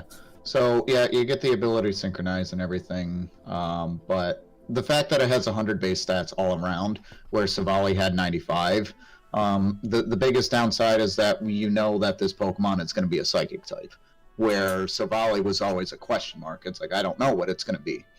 But also what's nice about Mew is that I can put whatever item I want on it, where Savali has to use the memory, which takes away its item slot. So, but again, it's like you can do whatever you want with this thing, and I'm very curious to see how it does. Yeah, all I'm going to say is, Jimmy, there is a special place reserved in hell for you picking this one up. That is a brilliant pick. And the fact that you got it through free agency and dropped off Milotic and got Savali, this is a brilliant. You have won this trade. Just that. Well played, sir. Honestly, 100 across the board can get learned pretty much every move. You've got that bang on. Actually, fantastic pick by our favourite Jimmy Turtle. Next pick up is Mr. Chaos 6 with Lantern. I'm curious to see how he runs this. Obviously, water electric. Can get some good water moves, Hydro Pump, Bubble Beam, that's not great. Whirlpool, Dive, all those type of moves. But get some good electric moves, Discharge. That could be brilliant. And in a double battle scene. The good electric type. I'm a big fan of this pick, to be honest. Got good stats across the board. It's got a lot of resistance. Only weak to ground and grass. But I think this is a very good pick, to be honest. Well done, Chaos. I just really wanted to use this thing, honestly. That's why I drafted it. Its abilities are fun too. Electric, Water Absorb, and I forget, Volt Absorb. Yeah, Volt Absorb. So some cool abilities can be played around differently. Really takes away some of my weaknesses in that. So it could be a fun Pokemon to switch into. It's pretty tanky. It can be offensive too. So I just like the coverage of it. So I'm gonna use it. Well. So I'll say this. It might be a tier 4 Pokemon, but don't sleep on this Pokemon. It might be tier 4, but I think this is going to be a pain. So I'm curious to see how you use it. I'm very. It's going to be exciting to see how it's used. The water electric, very nice. Very nice typing on that. Moving on, the wheel pick, and moving on to round 5, we have Crocodile. Crocodile, I believe it gets the Intimidate ability, am I right? It does. It does. So, very nice pick here, and adding some more coverage to the Detroit Red Wingles. And again, we were talking about Intimidate earlier. You got to make sure you're able to shut down a lot of these physical attacking mons. And I think this can help you cover just that. Yeah, so we had to step out for a moment, but he'll be back in a second, guys. So, but Crocodile is a really cool Pokemon. Pretty fast, pretty offensive. Can be an interesting thing itself. Obviously, a good offensive Pokemon. Has some fun text in the back too, that it can be run as a supportive Pokemon in situations. Again, has some of those very fun moves. Knock off to think of one to get rid of items, so that could be a nice spam. Jimmy talked about Intimidate, but there's another ability in Moxie that it has, so it can boost attack stat if it knocks out a Pokemon, which could be an interesting strategy run down the road. I don't know, I'm crazy, I might do something like that. We'll see. But it's just a cool Pokemon, something I haven't run in Draft League before, and I wanted to run it. We got the Herkimer Dreadnoughts up next with Indeedee of their own, Indeedee male. Jimmy is known to have the best luck when it comes to finding hidden ability to Indeedee. So, yeah. Okay. This is a good pick for him. Honestly, I think it's fun. It does a lot of things that the female Indeedee does, except it's more offensive in a sense. We still see a slow team here, and this gives you, I believe it has access to Trick Room still.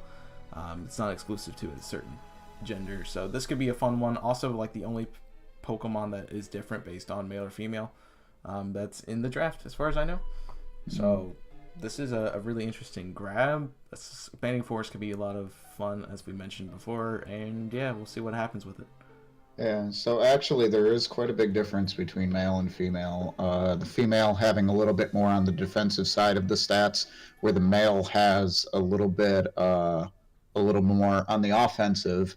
And I think the male actually even has 10 more base speed. So it's actually, instead of 85, it's 95. So this becomes very, very good. And interestingly enough, the female does not get Trick Room, but the male does. So very, very interesting. But this is just kind of we picked this up. I did this obviously when I had Silvally and not Mew, but this was initially going to be my psychic coverage and everything. I mentioned earlier, I saw some of the poison going on, and I thought that this would be a nice coverage. But Indeedee male, again, more offensive. Very curious to see how this is used. Never used Indeedee in the offensive setting, so I'm very excited on that. Moving on to the Sassy Squirtles, picking up Hitmontop. Hitmontop, another Intimidate user, which is always good. Look at it dancing around, it's so cool. But also gets access to moves like Fake Out. Fake Out being a priority move in which you can actually make the opposing Pokemon flinch, which wastes a turn and everything. Pretty decent stats, obviously. With the exception of his special attack. His special attack is garbage. Doesn't have the best health. Kind of mid-speed tier, but a nice Pokemon. Very curious, again, to see how this is good. It also can get that Rapid Spin. Again, the Fake Out. Sucker Punch. So it gets rid of that, kind of mid-speed tier there, and does very well. Yeah, I don't think I have anything else to add to that. Yeah, Intimidate's really fun, again, so be wary, friends. But the fun move that this gets that many people don't know is Wide Guard, I believe. Yes. So they could be a lot of fun to spread moves, so something to think about when you're facing this down the road. Jimmy said a lot of priority, that it could be used very nicely. Fake Out, really annoying. So when this thing switches in, not only does it lower your attack stat, but it also makes you not attack. So it's going to be great. It's going to be a lot of fun to deal with. Hitmontop is a really cool Pokemon, and it's exciting to see it join this team. And I think it's actually really nice. It fits really well. You sort of have the poison and fairy it plays off of. Nice play with the steel. And of course, whatever the heck Silvally is going to be. So we'll see that moving forward. Yeah. The Hawaii Haunters pick up Captain America himself, Braviary. So we are ready to go with the American Pride. No, I'm just kidding. Braviary, a really cool Pokemon. It's a very good offensive target. It's sort of like a poor man's Staraptor. So it does have the access to, I believe, Superpower or what's some really powerful fighting move that lowers attack and defense. I get them confused. Superpower, yep. So I was right. Cool. Lowers attack and defense, yep. But has also Brave Bird. Obviously, can do a lot of damage. Got Roost to heal that off too. And also has Tailwind, so it could be a nice supportive mon if you want to run it that way too. It's got a lot of options, and Braviary is going to be a fun opponent. Yep, and this Pokemon, is for a flying type, I actually have to say its base speed is relatively low at 80. But still a really, really nice Pokemon. Its attack stat is pretty high at 123. So yet again, another physical attacker that has to worry about Intimidate, except Braviary doesn't have to worry about Intimidate because its hidden ability is Defiant. So when any any stat is lowered, it's going to get 2 attacks. 2 attack stat. The buff, yeah. So yeah, this thing is very very very scary, you're gonna say. Moving on to the next pick, it looks like it is the Lunar Mountain Lycanrocs picking up Lucario. Lucario is an amazing Pokemon. I absolutely love Lucario. I have to say I haven't seen it used too much in Draft League or competitive and whatnot, but a very good. I know the Justified ability. I believe that's his hidden ability. Is very good. If it gets hit, apparently by a dark move, its attack is raised by 1 stage, which is good. Again, another physical attacker. But it can also be run in special attack as well. So it'll be curious to see what type of what way the Lunar Mountain Lycanrocs want to run Lucario. Yeah. I can say as someone who's run Lucario to pretty good use in the past, do not sleep on this thing. Lucario was one of my number 1. It was like number 1 or number 2 on my kill leaderboard in Season 3. So it did a lot of work. It can be very versatile, has a lot of coverage moves, ground type moves, dark, and as Jimmy said, it's physical or special. It's a good mixed Pokemon. It can be run either way. It's a really interesting type. It's kind of just, it's okay. It's not the best typing, but Fighting and Steel gives you good stab on 2 pretty powerful offensive moves. So you can see Lucario being a great offensive Pokemon that's just gonna carry some kills for this season. Douse Duraludons are up next, and they choose the anchor for their team. This is Delmise. Really awesome typing. I think this is like the Pokemon, in my opinion, this is like one of the only Pokemon that really has 3 types because of its Steel Worker ability, gives it boost to Steel moves.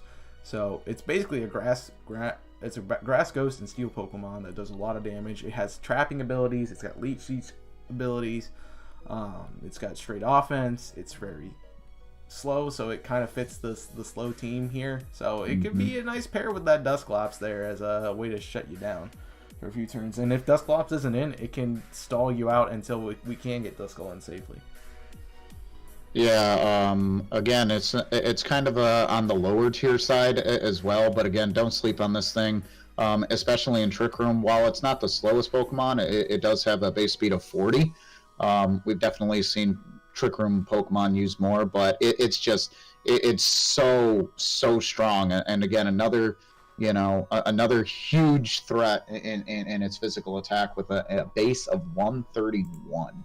That is insane. Delmise is amazing, and again, we're talking about the Steel Worker ability. It gets it powers up the Steel type moves by 50%, which is basically the stab, but it doesn't come with the weakness of being a Steel type. Otherwise, it would be 4 times weak to fire. It's only 2, because of the Ghost Grass. So a very nice pick, very scary pick, and can we talk about the animation for Anchor Shot for a minute? It's amazing.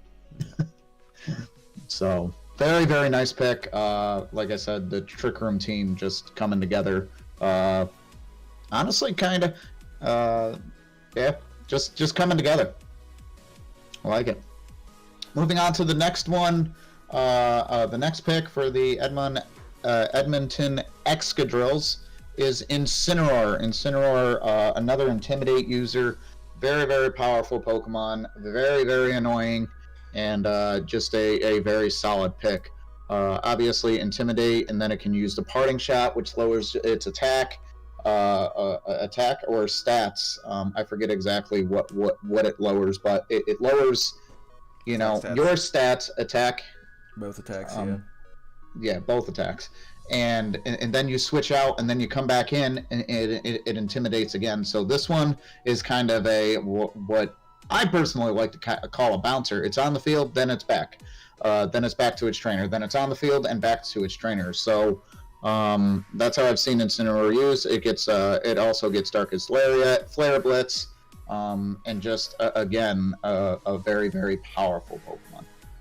Definitely could be an offensive threat as well as a defensive threat. It's pretty tanky as well. You max out that HP stat, it's going to be doing a lot of taking a lot of hits, even especially like super effective hits. It can take those. So Incineroar is a very interesting Pokemon. I would lie if I said I didn't want it myself. It would have been a great fire type for anybody to have, but also with that dark coverage, especially with Darkest Lariat. You can just ignore something that sets up on you. It's a great way to wall break through setup mons. And the only thing that sucks about Incineroar is that you can't run every set at the same time. So if you could, it would be, I'd probably ban it because it's just really nice. It's a tier 1 mon as it is, isn't it? Yes. Yeah. Yeah. So we got the Heliotales coming in next with Rhyperior. Very interesting pick. It works really well with the sun. Gets rid of the little bit of that water weakness there. So it's a cool Pokemon. I generally prefer Rhydon more, but Rhyperior has been really used in VGC lately.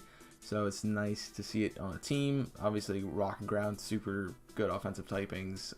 Gets access to Self-Rocks and things like that. Also, this thing has some pretty nice coverage. So it can surprise you. Lightning Rod's a nice ability to redirect the electric moves. Could be something cheeky to be run with Heliolisk. I don't know. We'll see what happens with it. But yeah, good Pokemon overall. Very powerful and going to be a big threat. Yeah, I agree. I agree with that. The Lightning Rod ability, of course, can help protect the Charizard from potential, electric moves and whatnot. But it's a good Pokemon overall. Interesting on the team. I'm very curious to see how it'll run. But a threat we have to be ready for. And of course, you're going to be facing a Sun team, so you can't just throw water types at it. So you got to have another way to take this thing down. Moving on, wheel pick round 6. We see Rabombi go this time. Now Rabombi. Okay. Again, I'm probably going to say this a lot. Don't sleep on the lower tier Pokemon. It's like if it's too weak to be in the draft, that's why it's not there, or other reasons and whatnot. But Rabombi is so good with I'm trying to remember exactly what it did. Pollen Puff. That's the name. It can heal the opponents or excuse me, not the opponents, your other mons. So say your Rhyperior is taking a lot of damage, and now all of a sudden Rabombi goes and gives Rhyperior with Pollen Puff. It can heal as well, which is really, really good. If I remember correctly as well, Rabombi gets Speed Swap. So now all of a sudden you see this Rhyperior, you get that with Rabombi, it goes speed swap. Now this gigantic threat is fast as lightning, and now you're dead. So very, very nice pick. This goes very, very well with the Rhyperior, and I'm very scared to face this team. Yeah, this is a expert support mon. It's just really nice to have. Pollen Puff is probably one of its biggest assets. Not only does it heal your team, but it also can damage your opponent. So basically, if you want to run this thing all out support and just have that as a move, you can still damage people if you get taunted or something like that. So pretty cool Pokemon. Kind of frail, so it's kind of relies on that speed stat. But frail Pokemon, as we mentioned with Sableye, frail Pokemon could be great support mons. So we'll see what happens with it. Yeah. Blastoise going next. I had to remember what this thing did. Yeah, I was gonna say Pollen Puff, but I wasn't sure if that's what you're going to. Yeah, no, that's what I was. And then as I was talking, I was like, oh yeah, it's got Speed Swap too. Yeah. So Blastoise going to the Edmonton Excadrilles. Pretty interesting Fire Water Grass core here with starter Pokemon. Which can be really annoying because if you guys don't know what the pledges do, if you put the pledges on the field together, it gives you some weird power output. So balancing these starters together could be an interesting play here with the pledges. We're gonna have to see about how that works. Blastoise is a really good. Can use Shell Smash Wider to set up and be fast. Got good offensive power. Can use Icy Wind to slow things down. Rapid Spin to get rid of hazards. So Blastoise is a pretty good Pokemon. It's a nice tanky water type, which actually fits pretty well with a more offensive grass type and a kind of a mixed fire type. So really good fire water grass core there. And even running with Whimsicott as a nice support, Blastoise can just wreck shop. Yeah, Blastoise very good. Again, you mentioned the Shell Smash and White Herbs, so now all of a sudden it has what? Shell Smash does +1 or +2 to its stats. It's +2 special attack, and speed. Okay, so +2 on everything, and then you get the White Herb. You lose the drops to the defensives, and now all of a sudden you have a +2 to your attack speed, to your attacks and your speed. Very, very good Pokemon. I really like this. And again, it's like you can run it with Torrent, you can run it with Rain Dish. So if it's in the rain, it gets some health back, or the Torrent ability. Very, very nice Pokemon. Very scary. And yeah, I don't think I have anything else on that. Very good coverage. Very good. Moving on to the Adalis Duraludons, picking up Phalanx, one of the, a lot of people call these the Kirby Spartans, which is a very nice new Gen 8 Pokemon. And I really like this Pokemon a lot. I wish it was just a little bit better in VGC, but obviously you can't sleep on it in the draft league. Getting 2 major abilities, which is really, really cool. Battle Armor makes it so it can never be crit. So we talked about Drapion earlier, trying to be, potentially not that, using that sniper ability. Won't work on Phalanx or another Defiant user, which is really good. Also with the new move, No Retreat, which boosts, which is basically an Omni boost. It makes it so it gets a buff to every single one of its stats, but it cannot switch out or flee. So very, very nice Pokemon. I really like this pick. I'm interested to see how Phalanx works. I've used it a little bit, but not a lot. I think one of the interesting things about it is definitely the No Retreat. That's going to be a lot of fun to see if the coach wants to go all in and plus all his stats and just fight it out. See what happens here. I'm excited to see what goes on with this team. Yep. How it works, and the fighting type, good fit for the team.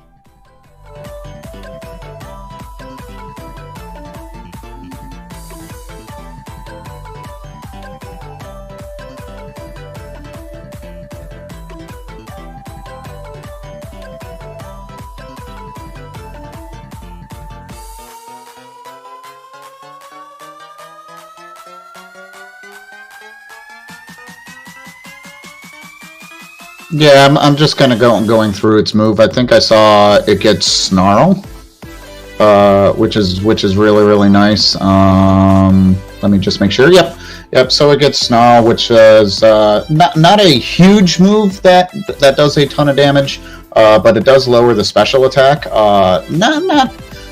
We've seen a lot of physical attacking, so maybe not very widely used, but at the same time, that could be nice to shut down a lot of the special attackers that we have seen. All in all, what are some of the abilities here? Just Tough Claws includes increase the power of physical contact. So very, very nice Pokemon. We'll see how it does. Moving on to the Hawaii Haunters. Picking up Hitmonchan, the boxing legend himself. Very, very nice fighting type as well. We're seeing a lot of the fighting types going around in this pick with Phalanx and Hitmonchan. We saw Hitmontop earlier, which is very, very nice. But Hitmonchan, very, very nice pick. Once again, as seems to be the theme of the draft, another physical attacker. It can get all the punches, I believe. Ice, water, water punch. Yeah, that's a move. Ice, Thunder, and Fire Punch. It can get Moth Punch, the Drain Punch, all of that around. Very nice Pokemon. I don't know its speed stat off the top of my head. It's mid-tier. It's mid-tier. Yeah, I don't think I have anything to add there. Yep. Apologize for any audio issues. I think I have something bound incorrectly, so it's switching slides. So hopefully you heard all our analysis. But yeah, Hitmonchan's a really nice Pokemon. I've used it before, very defensive. The elemental punches are nice. Drain Punch, nice recovery. Rapid Spin even for that tech, so good Pokemon. And Iron Fist, nice to pair with all those punching moves. Next up is a scary boy on the Sassy Squirtles, the Haxorus, one of the most terrifying dragon types out there with this awesome shiny. Dragon Dance, obviously something to worry about here. Can be a special attacker too, but more of a physical Pokemon. Got some nice coverages and Poison Jab, Iron Head, Safari Tice, Beware. Mold Breaker, great ability too, to get rid of the abilities. We see 2 of those Pokemon now on the team, with Weezing getting rid of all abilities and Haxorus just getting rid of ones that stop it. So this could be very fun, and we'll see what happens. Yeah, we'll have to see. I really can't add to that. It's like Haxorus is like one of my favorite Pokemon ever. Very, very huge attack stat, 147. I just looked it up. Oh my goodness. I'm scared. You mentioned the Dragon Dance. It's not exactly the slowest Pokemon ever. With a speed of 97, you get a Dragon Dance, and yeah, very, very, very scary. It could also Sword Stance if you really want to get crazy. Just watch out for this thing. A nice pickup for this team. Getting a lot more coverage. Moving on to the Herkimer Dreadnoughts, picking up Mimikyu. So some more coverage for this team here. Mimikyu being obviously the Pika clone of Gen 7. But getting that disguise ability, which is really, really nice. Again, only the Weezing has to worry about it. Maybe the Haxorus with the Mold Breaker. But very, very good. Again, physical attacker. I didn't realize when we were drafting how many physical attackers were going.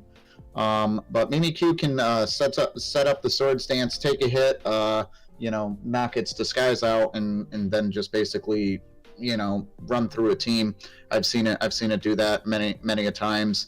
And it's going to be very, very interesting to see how this Pokemon plays out on the team. And again, it's like the goal was to expand coverage as well as pick up a solid one. Yeah, Mimikyu, this guy is really nice just to be able to live a hit, which makes you really have to think about how you want to play this thing. Do you double target it? Do you solo target it and just take out the next turn? Do you let it set up? Like, what kind of things do you do to deal with this Mimikyu? It's really interesting to see how this is going to be playing out. Pretty good support mod as well. I think it gets some tech in the back. Shadow Sneak's really nice, especially if it's slower than an opponent. But honestly, it pairs really nicely with the rest of the team. Ghost type is really nice. Not really seeing any issues with the Mimikyu joining the Herkimer Dreadnoughts here.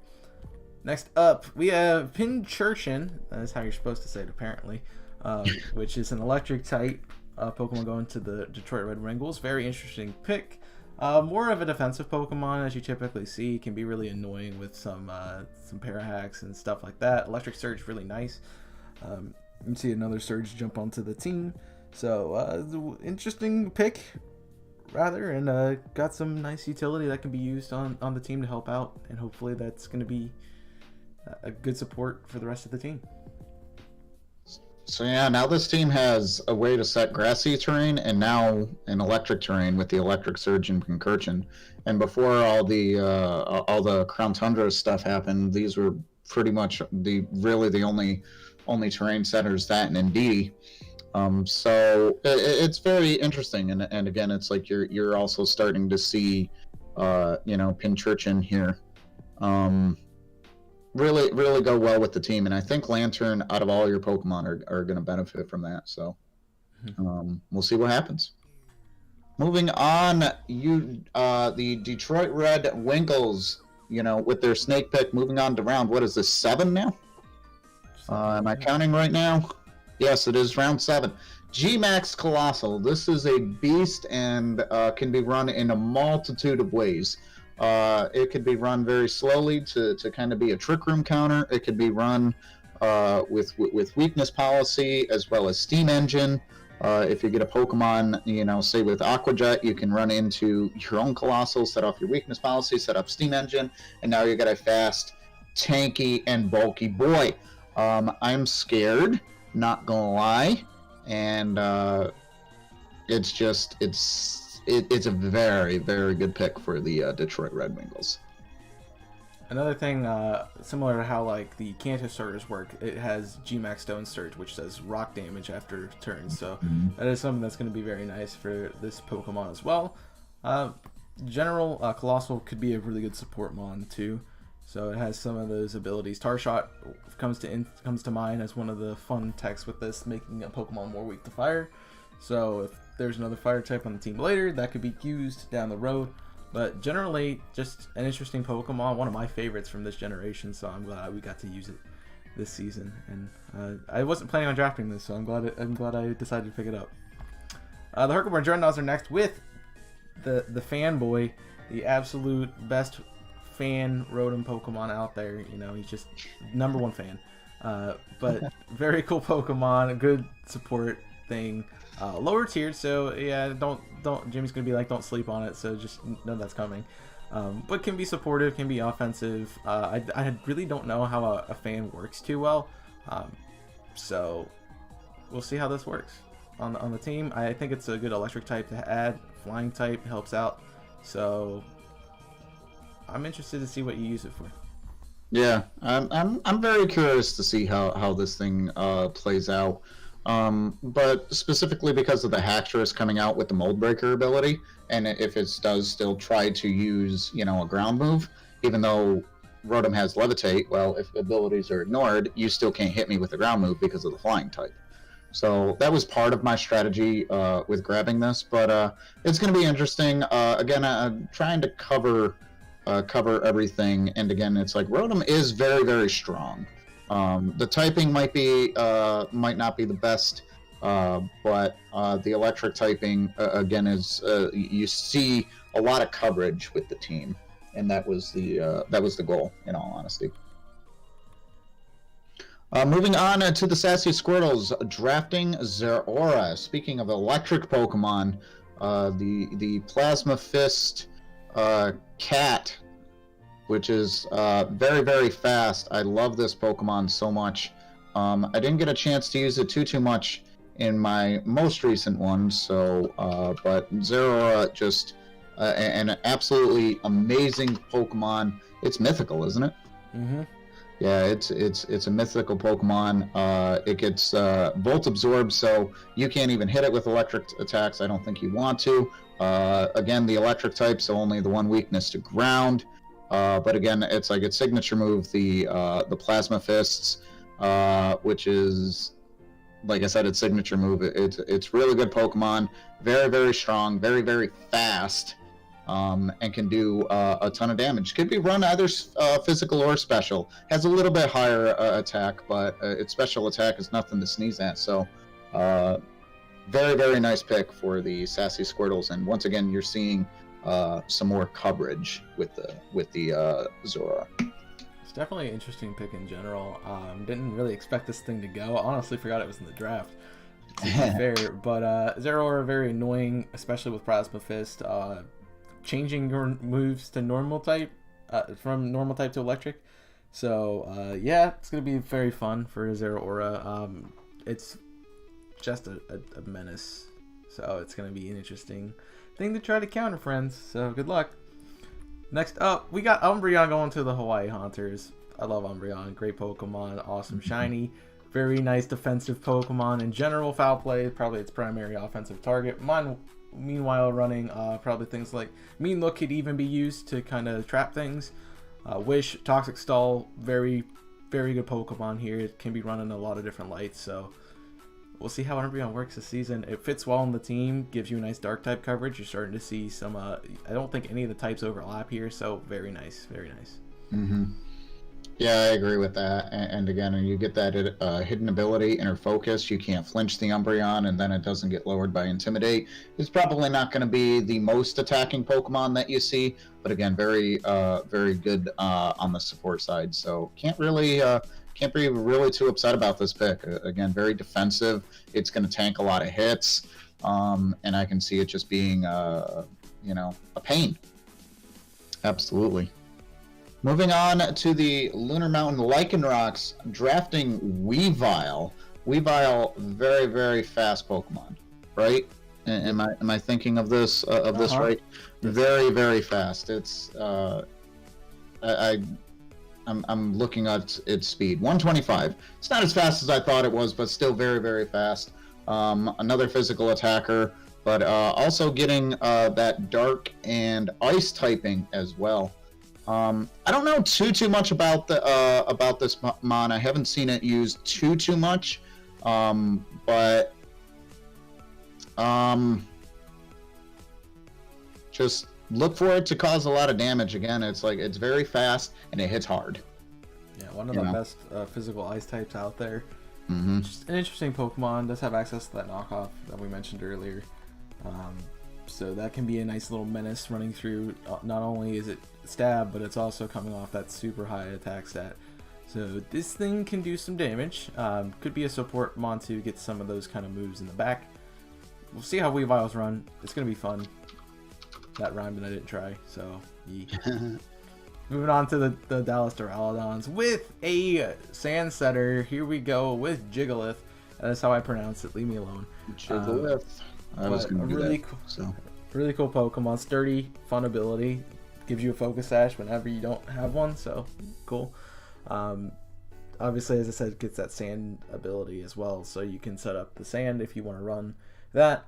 With the Duraludon or something, I don't know exactly how that's going to... Residual damage might be nice. But a pretty overall tanky Pokemon.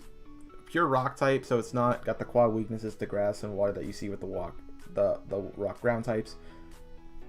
Overall, pretty interesting Pokemon. Does have access to Body Press too, is a nice defensive utility move. Gonna cause some havoc. It is, and you don't know which ability it's going to have. Is it going to have Sandstream? Is it going to have Sturdy? Yeah, you just don't know. And it fits well with the team because you see yet another slow mon, in terms of Trick Room. So Trick Room definitely a big threat on this team. So, like I said, it just fits very, very well. Moving on to the Edmonton Excadrills drafting Luxray. Luxray, yet another Intimidate user, which is really good. The Electric Cat, Chaos's favorite Pokemon ever right now. But no, hello. Did I spell it wrong? I did, okay. Give me 1 second. There we go. So Luxray, very, very nice Pokemon, but it doesn't also just get Intimidate. It also has that ability with Guts. We talked about this with Conkeldurr. If it gets burned, paralyzed, sleep, poison, freeze, any status will increase its attack, and the burn doesn't do it. It gets access to the new move, Rising Voltage, and then the electric terrain that can do a lot of damage. More on the physical attacking side, but can also be run on the special side. Just a very well a diverse mon for the Excadrills. Mid-speed tier, so nothing too crazy there. But I really like this pick. Yeah, very interesting one too, especially with the Rising Voltage and electric terrain. I mean, you don't have a way to set that as far as I see. Actually, I think Luxray does get electric terrain as a move, so it could potentially set itself up. Yes, it does. Cool Pokemon that can be run physical or special, depending on what abilities run with it. Rivalry is an interesting ability too. Probably something you're not going to see that much, if at all, but it could be used. We don't know yet. Just a good Pokemon. Wide coverage moves, gets the Elemental Fangs, so something to be worried about there. Just overall solid Pokemon. Everybody knows how this thing works. You use it in Diamond, Pearl, and Platinum. We got you. Moving on to the Heliotales. They pick up another Sun Abuser, which is Leafeon. Leafeon has Chlorophyll as its hidden ability. Very powerful Pokemon, especially if you get it set up with Swords Dance.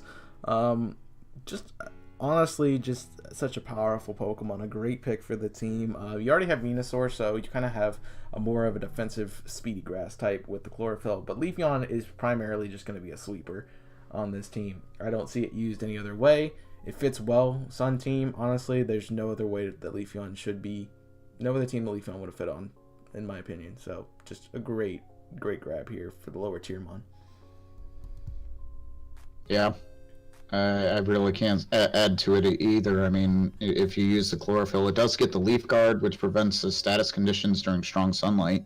But I personally see Chlorophyll being the better the better ability. It also gets Weather Ball, so it can use a fire move in the sun if it really, if it really wanted to. So really good pick. I really don't have anything to add to this. All right. Normally a wheel pick for the Helioptales, but I think this was one of their missed picks, right? Yes. Which is why we're going to back to the Edmonton Excadrills, drafting Stonejourner. Now, this is a very cool Pokemon, and the biggest thing that comes to mind when I look at this initially is its unfortunate weakness, just in general, to special moves. Stonejourner, and I just want to make sure I spell this right. Stonejourner has a massive weakness, only a 20 special defense. It's so bad against special. So you poke it with a special move, it's going to go down. But it does have a high HP stat. And again, it's like very defensive, mid-speed tier, which is very cool. But it's very, very, very interesting Pokemon. Haven't really seen this really used, so I don't know what else it gets. But adds coverage to the team of the Edmonton Excadrills. I can talk, and yeah, I think this is a good candidate for a choice item. So you could see definitely a choice Scarf or choice band on this thing, especially paired with that Whimsicott boosting the speed with Tailwind. Very good team comp right there with these two. A rock type, very needed for the team. It gives them a little bit of a difference, not too much, so it's overbearing speed-wise, but just, I think, right in the middle where you need to be for running a Trick Room team. So it can run outside of it, but also can be run inside too, I think, a little bit. It's going to be interesting to see how that works. Overall, solid Pokemon. Lower tier for a reason, as Jimmy said. Pretty frail on that special defense side, so we'll see what happens with it. Up next is the Edmonton. Wow, that was the last team. Up next is the Duraludons picking up Trevenant, the big tree. Pretty cool Pokemon, honestly. Nice Horn Leech for recovery. Honestly, very annoying to have to deal with. So, overall, a solid pick on my side. Harvest, I think, is one of its ability too, so you could just see it recovering over and over and over again. So, get rid of this thing quick and get rid of this thing often. Mm-hmm. Yeah, and I'm looking at its move set. It gets access to Will-O-Wisp, so it can really damage those physical attackers throughout the rest of the draft. Leech Seed to continue to maybe even harvest some more. So a really good pick, and another Pokemon that gets access to Grassy Glide. That's cool. So yeah, very, very solid pick. Be interested to see once again what this does. The Lunar Mountain Lycanrocs drafting Sylveon, the Fairy Evolution, which is really cool. I really love this Pokemon. Another Pokemon. It gets what is it? It's its ability Pixie Plate, right? Pixelate, which turns normal Pixelate. Which turns normal into fairy moves. So it gets you use that quick attack, and all of a sudden it gets stab. You use Hyper Voice, it gets stab. Use that along with Throat Spray, and it just does a very good, very good pick on this team, and a fairy Pokemon which adds a nice diversity to the team, in my opinion. It's interesting, definitely. You got to remember the evolutions have some good support too, so definitely could be used more supportive mod. You could see Toxic and stuff like that coming off from this thing. Although I expected to see more offensive. So, Jamie kind of covered everything, so I really don't have much else to add. So, enjoy Sylveon. Jolteon next. We got evolutions back to back. This guy obviously likes his evolutions here. So, Jolteon's going next. Quick Feet, fun ability. Good luck running it. Jolteon is a good special attacker, very fast as well. Really helps out with this hyper offensive team style. You guys have access to Volt Switch, so it can be an in and out Pokemon. So, just an overall interesting pick. Got some interesting coverage moves in like Shadow Ball and Pin Missile if you want to run it physically. It's going to be fun to see how Jolteon's run this season. So, don't sleep on it. Cool Pokemon. Very powerful. Yeah, don't sleep on it. Tier 4. Jolteon, very fast, very annoying. I really can't add to that. I really can't. Get it in Trick Room, then it won't be as big of a threat. Literally, that's my analysis on this. It's such a good pick. Like I can't add any more to that. Moving on to the Sassy Squirtles, picking up Cloyster. I can't remember if this was before or after we did the trade, but still a really, really good Pokemon. Nonetheless, getting the shell armor, so it can't be crit. Then of course you got an overcoat, which prevents from weather effects. Pokemon from weather effects. Yeah. It gets I've seen Cloyster run with Icicle Crash, again another water ice type, which is really, really cool. Yeah, I think this Pokemon is going to be really, really good. Very, very defensive, a 180 defense, so it can definitely try to do some support, but maybe set up some spikes. I see it gets spikes or toxic spikes. It'll be interesting to see how this thing's run. I'm not a massive fan of Cloysters because I face it pretty much every other season of the draft league, but Cloyster, honestly, just an interesting Pokemon outside of Let's Go Pikachu and Eevee, where it actually gets coverage moves. But Skilling could be really annoying as an ability. It could also be Shell Smash with White Herb, so this has a few options, adds to the offense of this team. And rounds out Fire Water Grass Spore pretty nicely with Ferrothorn and Charizard, like a really good coverage. You see some fighting weaknesses shared there with those two, but there's nothing saying that Weezing couldn't be there to stop that. So honestly, interesting pick. Cool lower tiered Mon. I'm not the biggest fan, and I'll try not to hark on it too much. So we'll move on to the Herkmore. Slide again. We'll move on to the Herkmore Dreadnoughts with Scorch. Interesting tier 3 Pokemon. I believe it gets White Smoke as one of its abilities, so that could be really interesting to do. Fire Spin. Why would you run it? But it's there. Honestly, just a good offensive Pokemon. Pretty slow, so it works well with the NDD Mail and Trick Room if that's something that wants to be run. I really don't have much to complain about with this thing. It's just quad weak to rock, which is something that we've seen in the past that is irrelevant, especially with Charizard. So, going to be a cool Pokemon. I believe he gets Leech Life too for recovery. So, very, very cool. And again, it's like you just see some more coverage. I thought this was a really good coverage Pokemon for the team the way that it was currently. It gets I saw something that really caught my eye. Which one was it?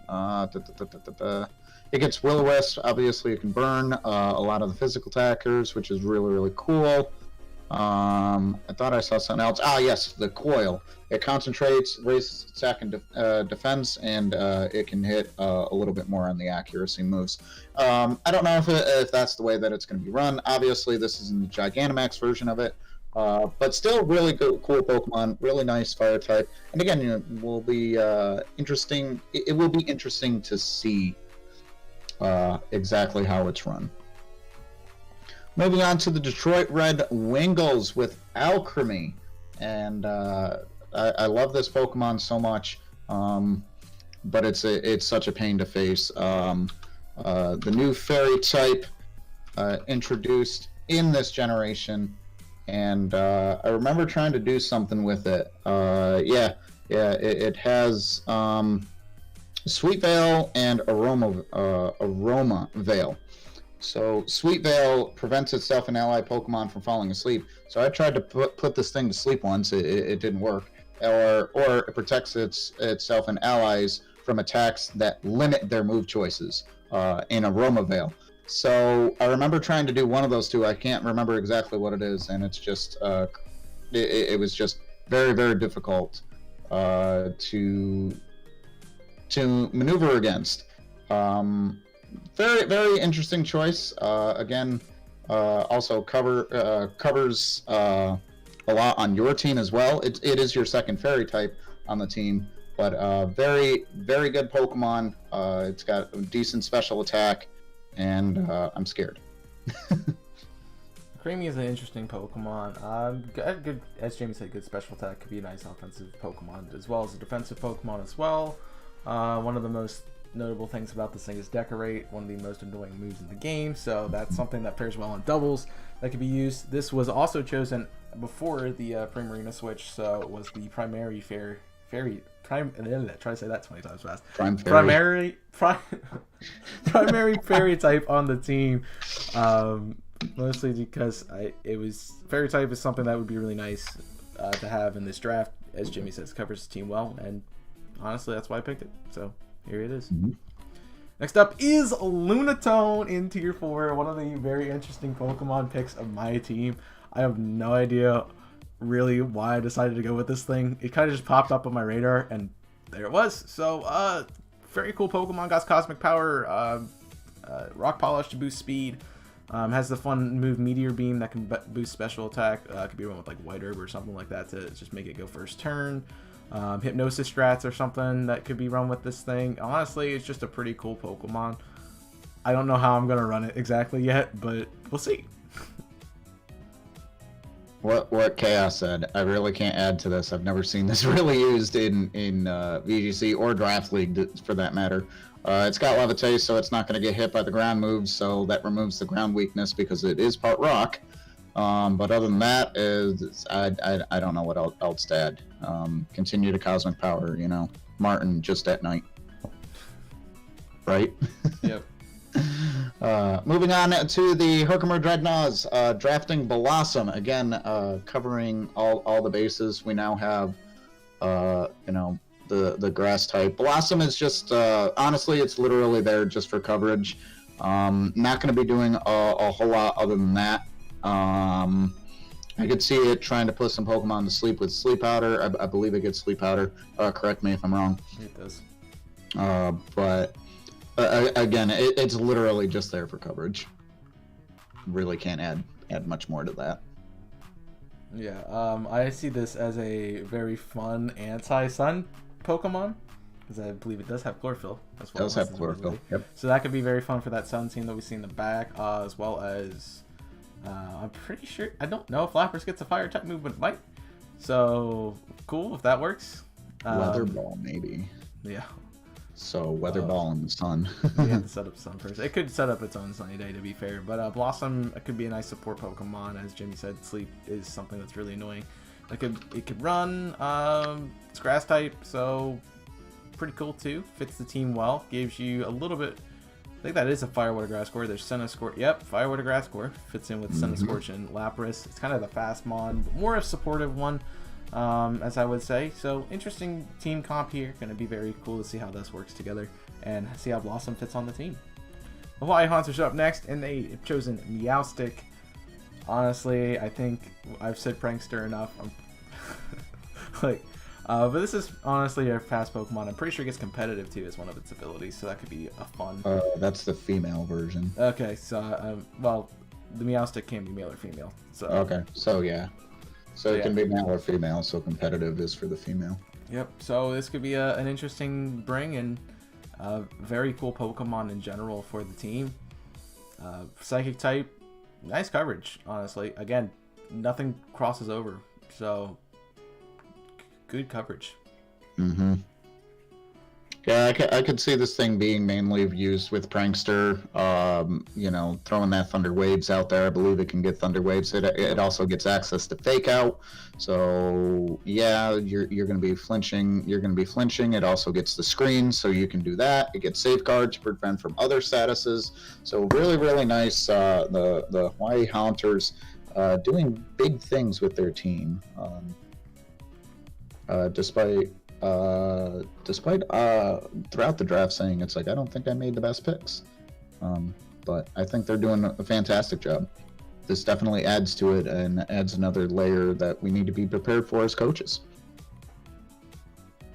Moving on to the Lunar Mountain Lichen Rocks, going in with a pile of sand. Is that how you pronounce it? Pile of sand? Yeah. So I said it right. Yep. Palisand is really, really nice Pokemon. Can we just take a moment to admire its shiny? The shiny is like one of the best in the game, in my opinion. So very, very good. Palisand, Ghost Ground type, gets that Water Compaction ability, which is very, very nice. So you think you can hit it with Water Move, and it increases its defense every time it's hit by a Water type. Does that still mean it takes damage, though? Yes, it does. It does take damage? Okay. So just be mindful of that, but it increases that defense stage, and with the draft full of physical attackers, increasing defense is not a bad thing in my humble opinion. But again, this is more on the special attacking side, which is something we haven't said a lot of in this, but it gets a wide variety, adds a wide variety of moves, a couple of grass types I'm looking right now, some psychic, and a good kind of coverage mon for this team. Yeah, even it pairs super nicely with that Toxicity trait, in my opinion. I just think they really go well together. Both really good special attackers. Honestly, this thing fits super well on the team. Good ground type to add to some other spots that might have been lacking, but it works out really well. I think it's a great special attacker, as Jimmy said, and there's not much else I have to add to it, but just be careful of it. Up next is the Dallas Duralitons sniping everybody's pick with Inteleon. It's going to be a lot of fun. I'm not looking forward to this thing, as one of the current meta games you see with this Inteleon is running the crit Inteleon, which is going to be annoying, but you got to deal with it. Also has access to Aqua Jet for priority. U-turn to switch out if you need to do that. It's just a good technician. Just runs around and going to be a pain in the butt. Fits well on the team. Sort of a Fire, Water, Grass core being built with the Trevenant. So just good fire type, and you're set. Yeah. I really can't add much more to that. It gets access to the sniper ability. It can also be run with Torrent, but run a crit Inteleon, and you're pretty set. This thing is, I think it's like 1 or 2 base speeds higher than Cinderace. So I think Inteleon is definitely the fastest of the starters. It's very, very fast, and like I said, you get that sniper, or like you said, you get that sniper and ability, and it can just do a lot with the teams there. Moving on to the Edmonton Excadrills, picking up Scolipede in this round. Scolipede, very, very nice Pokemon. Hidden ability with Speed Boost, otherwise it gets Poison Point or Swarm. Could be used on any of those. It's like you physically, touch it, you get poisoned, or you get Swarm. I don't see it using Swarm, to be completely honest. But the Speed Boost is really, really good. Very, very fast mon to begin with, and then you just continue to boost its speed. So a very, very nice pick by the Excadrills to have a mon to counteract their Trick Room should it fail. Gets a lot of different coverage moves and everything.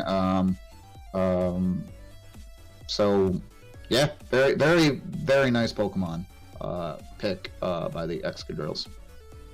I definitely see this thing being run with some kind of way to boost its accuracy. Mega Horn is such a good move.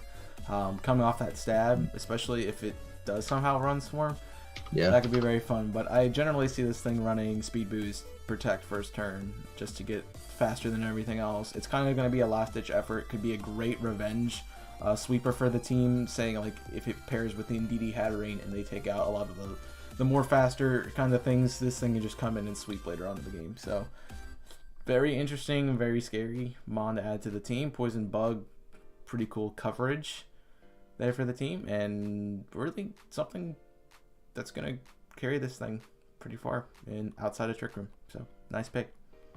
The Heliotales coming in with a Vikavolt, a very powerful special attacker. Kind of interesting to see this on a Sun team nonetheless, but you gotta try some different stuff. When you can't just build straight Sun, you gotta do some in and out stuff. Vikavolt's gonna be very nice for that. Got some nice power, got some good coverage. If you want to see a Rain team come in, this is a great counter for that. So just something to be mindful of if you're going to deal with Vikavolt. Energy Ball, nice coverage too for those ground types that it would otherwise not be able to hit with its electric stab. So fun Pokemon. Going to be interesting to see how it works. Mm-hmm. Yeah, and you mentioned that special attack. Kind of 140 something, right? Yeah, 145. Very, very big, powerful special attacker. Again, it's like in a draft that seems to be all about the physical attackers. A very, very nice pickup there by the Helioptales. Gets the Levitate ability, so that lowers its weakness a little bit as well. And again, in the Sun team, it does get hurt a lot with fire. So specifically with the Sun team, it'll be interesting to see how they protect the Vikavolt should they bring it. If say the opponent uses fire moves as well. But a very, very nice Pokemon, and again providing a little bit more coverage there. I like the pick. I do. Moving on to the next round, the wheel pick in Bisharp. I don't know too much about this thing. I remember a little bit, but nothing too crazy. Another Defiant user, it looks like. It's not a hidden ability, which is cool. So you don't want to lower this thing's attack, or any stats rather, because it's going to get a +2 on attack. We go back to the physical attacking side. Very nice Pokemon in the Dark Steel. So what's nice about some Dark types on these teams, by the way, is they can't. We were talking about Prankster and stuff. They cannot be affected by moves like Thunder Wave, etc., because they're Dark type. Prankster does not work on Dark type. So that is really, really nice in that regards. But provides a nice little some more coverage. With the steel moves, as well as some more dark moves. Yeah, very cool Pokemon, great shiny too. It just takes forever to get, so don't shiny hunt it. But yeah, it got good coverage. Brick Break, something we could see with it as a fighting type move. Knockoff is another thing it gets that could be pretty interesting and annoying. I don't generally see this thing as an offensive Pokemon, especially with Defiant and Dark type moves running rampant. But we'll see what Bisharp wants to do. It's got some pretty nice power that it can put out, and it's got that steel stab that's going to be nice for those fairy types that are going to be interesting.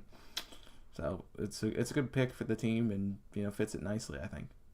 The only thing is it's a steel type on a Sun team, so we got to watch that. Mm-hmm. The Edmonton Excadrills pick up one of the most annoying Pokemon in the world, Emolga, in a tier 4 spot. A good switching Pokemon, a good support Pokemon with Tailwind. Acrobatics can be really fun to use as well. Just got a lot of weird things it can do, and honestly, it's really going to be annoying. So have fun with Emolga. Does it get Tailwind? I don't see it. I believe it does, but I don't know for sure. I see the acrobatics and stuff. Well, Okay. One of the things that I mentioned as well, we were talking, I don't know, this is what the Excadrills. So we're talking about this as like maybe as a counter to Trick Room and everything. Emolga does get access to Speed Swap. So now all of a sudden you have a base 103 Emolga, use the Speed Swap on some of the slower Pokemon here on the team. Now all of a sudden they're super fast, and it's like, nope. No thanks. So yeah, this Pokemon is going to be very, very scary. And a very, very good pickup at tier 4, in all honesty. Very, very good. Moving on to the Dallas Duraludons, picking up Seismitoad as the teams start to finalize here. Seismitoad, a very good Pokemon, very good rain Pokemon. I don't think they went for it specifically for the rain, but nonetheless, very nice Pokemon. It's what, water ground? Yes. So very similar to Quagsire. Probably should have looked these mons up before the draft, but it's fine. It does get Water Absorb. It does get Swift Swim. Water Absorb is its hidden ability. Probably would be. I could see it being run specifically with Water Absorb, so that way it can take some of the hits from any potential water moves. Gets access to Drain Punch, Rain Dance if you do want to set up the rain to make it faster. and just some more coverage, which is what you want to see, especially this late in the draft. I think it's a cool pick. I like Seismitoad a lot. I just don't really know how it's going to work on this team. Yeah. It's kind of a weird pick. I think if you're looking for a ground type, there are better just regular ground types out there than just grabbing a Seismitoad. Although Seismitoad is very powerful in its own right, and it could be used to effects. It's a nice special attacker that pairs well with the Duraludon for the special side of things, especially with Ninetales is nice too. And honestly, it's just a cool Pokemon, a nice anti-rain team mon. So we could see it run against other teams like that if they think rain's gonna come. Very cool pick. Interesting on the team. We'll see how it's run this season. Lunar Mountain Lycanrocs are up next. They choose a Gourgeist, a very interesting Pokemon. Not the best Pokemon out there, but still a cool Pokemon nonetheless. It's really annoying. Can use Will-O-Wisp, a lot of things that Trevenant can do. Shadow Sneak, Poltergeist is one of its new moves that it can hand on to change the typing. I believe it gets Trick or Treat, so it can do that. And just an interesting Pokemon. Worry Seed to get rid of abilities too. That's something to think about with this Pokemon. And yeah, it's gonna be a lot of fun to see how it's run. Yep, can't really add too much to that. It also gets the ability Frisk, so we can see the items, so you can plan around that. If you want to kind of bounce it back and forth, I don't know if that's how you would use a Gourgeist, but still a really good Pokemon, and be interesting to see how it is. Moving on to the Hawaii Haunters with Roserade, another coverage Pokemon. Does this finish out their Firewater Grass? It does. Looks like it. Yeah. It looks like it. So this finishes up their Firewater Grass core. Very nice pick. Roserade, again, just providing the final coverage of the teams, much like everything else.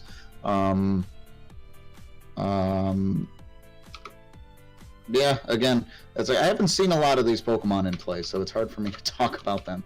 So I do apologize. I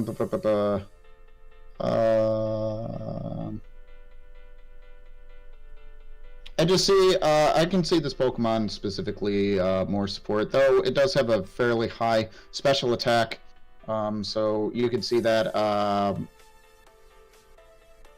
as an offensive Pokemon as well. Yeah, I don't have too much to add to this. Grassmons are hard to talk about. Yeah, I think it pairs really nicely with that. Dracovish gets rid of, let's think about a Fairy type coming in. Let's think about, it can deal with the electric type damage too. Good idea for a Spiker here with Toxic Spikes. Really annoying Statistician. Grass types have a lot of the status moves, so that could be something that we see. Again, that special attack set's pretty nice. So got some good moves to bank on that. So cool Pokemon. Gonna be a nice addition to this team, and it's pretty wide and diverse. So moving on to the Sassy Squirrels, we choose Duran Jagar. He's coming in. He's creepy. He's smiling at you. He wants you to give him a $5 tip. But very powerful offensive special Pokemon. Frail AF, so be careful with that. Note that trainers just punch it in his face. Just poke it. It'll die. But honestly, Destiny Bond is something we could see with this thing too, which would be really annoying. We could see it using Curse and things like that to just be a supportive Pokemon. Honestly, though, all-out attacker looks pretty nice, and he's got some good coverages, so fits well on the team. Nothing really else causing issues with it, so it's just a solid coverage bond for the team here. Yep. And then, of course, if you do physically attack it, you always have to worry about that cursed body with a 30% chance of your move that you literally just use getting disabled. So, be wary of that as well. But not much to add on Duran Jagar. Moving on to the Herkimer Dreadnoughts, drafting a Lipard. We're talking about Prankstermons, and that's exactly why this Pokemon is picked. It gets access to Thunder Wave, and just like I said, I needed a Prankster Pokemon to kind of help with the team, and that's exactly why this is here. Not much more I can really say about that. Yeah, Prankster's going to be really annoying on this thing. I'll play coverage with Play Rough and stuff too. Just a really weird Pokemon that can be run in multiple different facets. Snarl was a nice tech move. Does it get speed swap? I don't think so. It'd be funny if it did. But yeah, it can be run in a lot of different ways, and honestly, Prankster's really annoying. It fits well with the team. Team is sort of slow, so this is going to provide that nice little niche of shutting things down with the Prankster and Thunder Wave spam. But it's going to be interesting regardless, and something that's going to have to be dealt with by all the coaches, so good luck. Detroit Red Wingles are gets up fake next. out too. Yeah, fake out too. Detroit Red Wingles are up next, and they grab Dragalge. I think that's how you say it. Dragalge. Probably algae. That makes a lot more sense. But a nice Pokemon picking up the finishing off a not Firewall Grass Core, but a Fairy Dragon Steel Core, I believe. No, it's the next one in the Fairy Dragon Steel Core, because pairs with the Primarina or pairs with the Alcremie. But honestly, just a powerful special attack. We've said those were lacking, so here we go. Good Pokemon. Basically has a third typing in water, as that was its primary typing back when it was a young child. So it's got some access to some interesting moves. Just a solid overall attacker. Can be run a little bit more supportive and defensive too. Going to be interesting to see how it's used this season. Yeah, and it's not the fastest thing ever, so this could be a Trick Room counter and whatnot. And then of course it's very, very strong. It can take specifically a lot of special attack hits and everything, and very, very nice pickup for the Detroit Red Wingles. And of course the hidden ability, adaptability, which makes its stab moves that much stronger. So very, very good. We'll pick into Durant. Durant, the steel bug type Pokemon, very weak to fire, but also very, very fast. So this completely opposite of the Dragalge, but this Pokemon is very, very good. It does get the hustle ability, which increases its attack more at the expense of accuracy. And in my opinion, hustle hurts more than it helps. In regular VGC, this is a perfect Dynamax candidate because the nothing misses, with the exception of flying and underground and everything, but not as powerful without the hustle ability. Though you don't have to run hustle. You can run swarm, or if you really want to get crazy, run truant, the hidden ability. Yeah, a very cool pick. It pairs nicely with that Dragalge, finishing off the Fairy Dragon Steel Core, which was kind of the reason why it was on the team. A good offensive candidate, and a really interesting typing, especially if somehow Rain is set up. So could be an interesting tech brought for other things. Got some nice coverage moves in Rock and ground stuff. Poison even, I think it's Poison Jab, pretty sure. I think so. Yeah, it's going to be a fun Pokemon to run this season, and we'll see how it is. And we move on to the Herkimer Dreadnoughts, picking up Goodra. This thing is really, really interesting pick. A good solid Dragon type, pretty tanky. Sap Zipper for a nice way to deal with grass types, which really isn't too much of a problem on this team, besides maybe helping out the GMax Lapras. So it could be a nice candidate there. Good coverages. I know it gets Blizzard and like Fire Blast and those kind of things, so it can be really annoying there on the physical side as Power Whip and things like that. So could be run mixed, could be run physical or special, defensive. It's got a lot of traits that it can use, and pretty universal Pokemon that can run around and just deal with things. Yep, and that's exactly why it's on the team. It's give it an Assault Vest, and it's that much more bulkier. Typically, it's just going to run attacking moves anyway. But that's why it's on the team. It gives a nice, it is the second Dragon type on the team, but it just provides a lot of that coverage and whatnot and what you were talking about. So I'm very excited to see an amazing use for this Pokemon. Moving on to the Sassy Squirtles, grabbing Steelix, which is a very, very interesting pick for their team. Steelix, very, very slow Pokemon, maybe a counteraction to Trick Room, which is very, very cool. But it could also be used to counteract a lot of the physical Pokemon that are here in the draft. With a defense of 200, it's going to survive a lot of hits. even with super effective hits. So Steelix a nice addition to the team. Also getting sturdy, so if it doesn't survive it, having sturdy on it at full health would be very, very nice. Doesn't get hit by the sandstorms, obviously, if you do have that. Not sure really much what else it does. It does hit pretty hard. And yeah. Yeah, it's a really good defensive utility mon for the team. You're seeing a lot of more offensive Pokemon coming out recently from this team, and so grabbing another defensive mon besides Ferrothorn is really nice. If you're really worried about that, the Sun coming out, Steelix might be the counter for that, because ground typing would counter the fire types as long as they're not like Charizard and they fly. But overall, it's a good Pokemon. I think it has access to like Gyro Ball too, so it can just damage things for days. It's gonna be a menace and a painful pain in the butt, so good luck. Why Haunter's up next with Lopunny. Arguably a lot better when it had its Mega Evolution, but you see a lot of high jump kicks. You see potentially a cute charm strategy here. It's gonna be very fun to see how this thing is run. Elemental Punches do come equipped with this mon. Very, very powerful in that aspect. Good physical attacker. It's not the strongest on the defensive side, but honestly, it could be a nice little a revenge sweeper at the end of the game. So we'll see. Yeah, that's what I was thinking of it. You know, you mentioned the Q charm. I was going to mention that, which is kind of annoying, but you know, we got to deal with it. It's part of everything. It does get the move after you, and it is pretty fast. So maybe some of the slower mons on the team.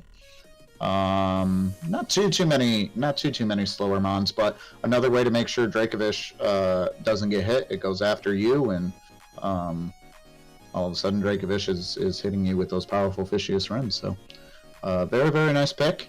Very interesting to see how it's used.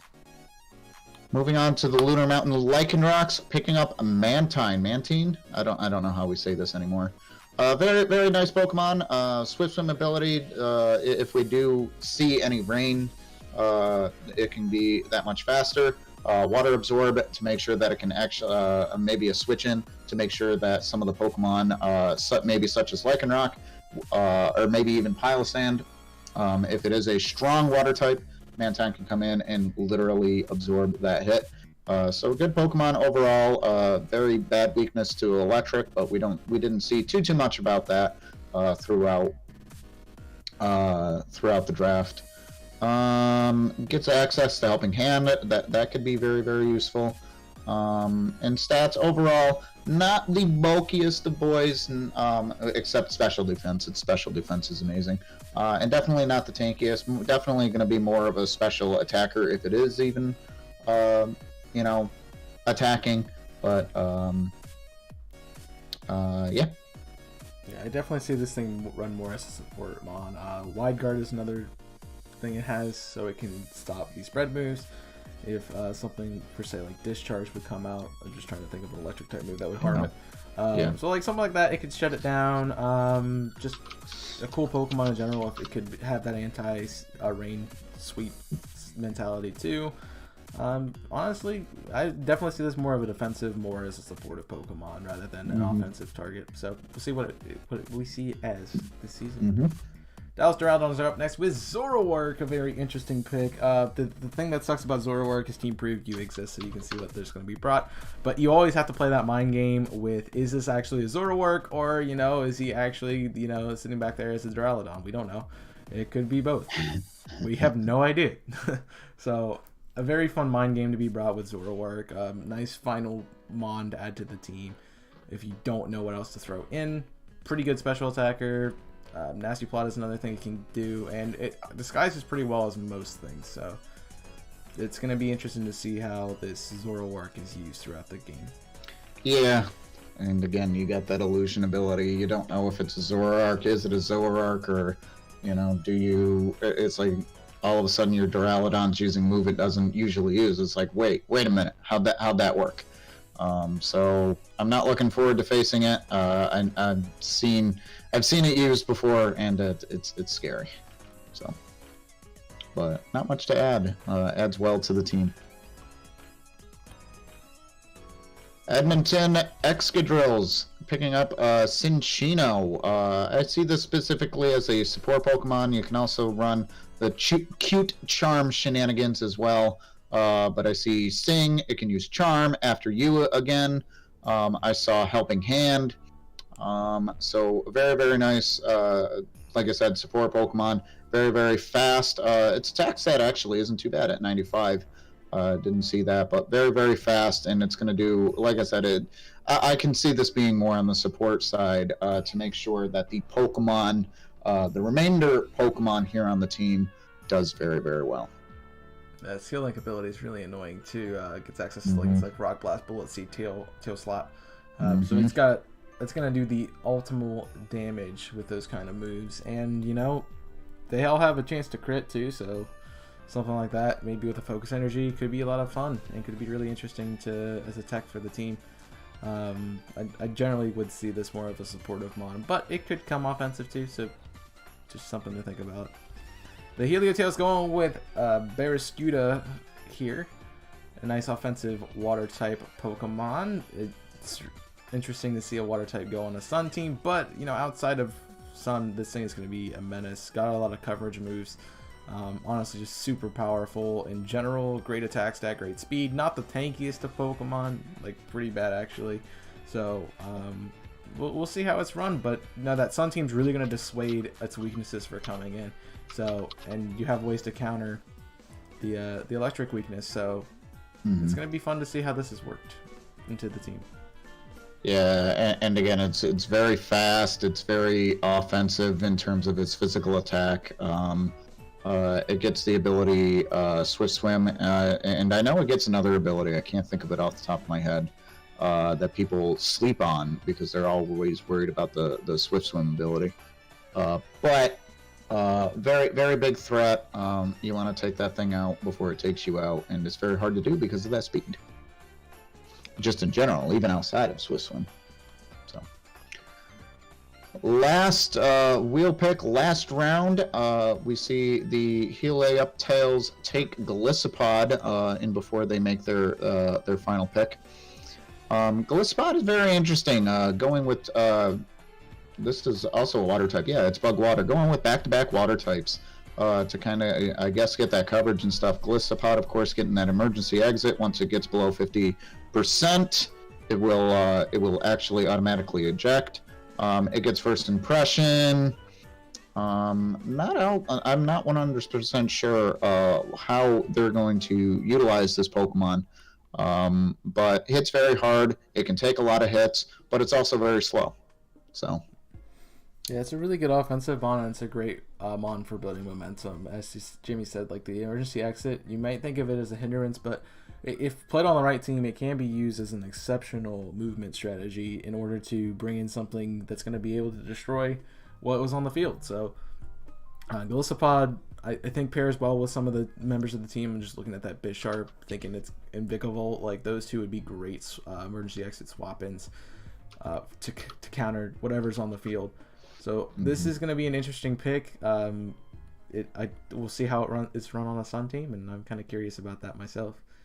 Edmonton Excadrill is picking up Rotom Frost. That's our last pick here for the draft, our first finally completed team. And Rotom Frost is a really cool, interesting Pokemon. Blunder Policy is something I definitely can see, especially with Blizzard. But honestly, just a pretty interesting Pokemon. I don't really see a way to get Hail set up for it. So that could be something, and Volt Switch is obviously a nice momentum gaining move. So pretty cool Pokemon in general. Also has some abilities like Hex and statuses, so I can run that as well.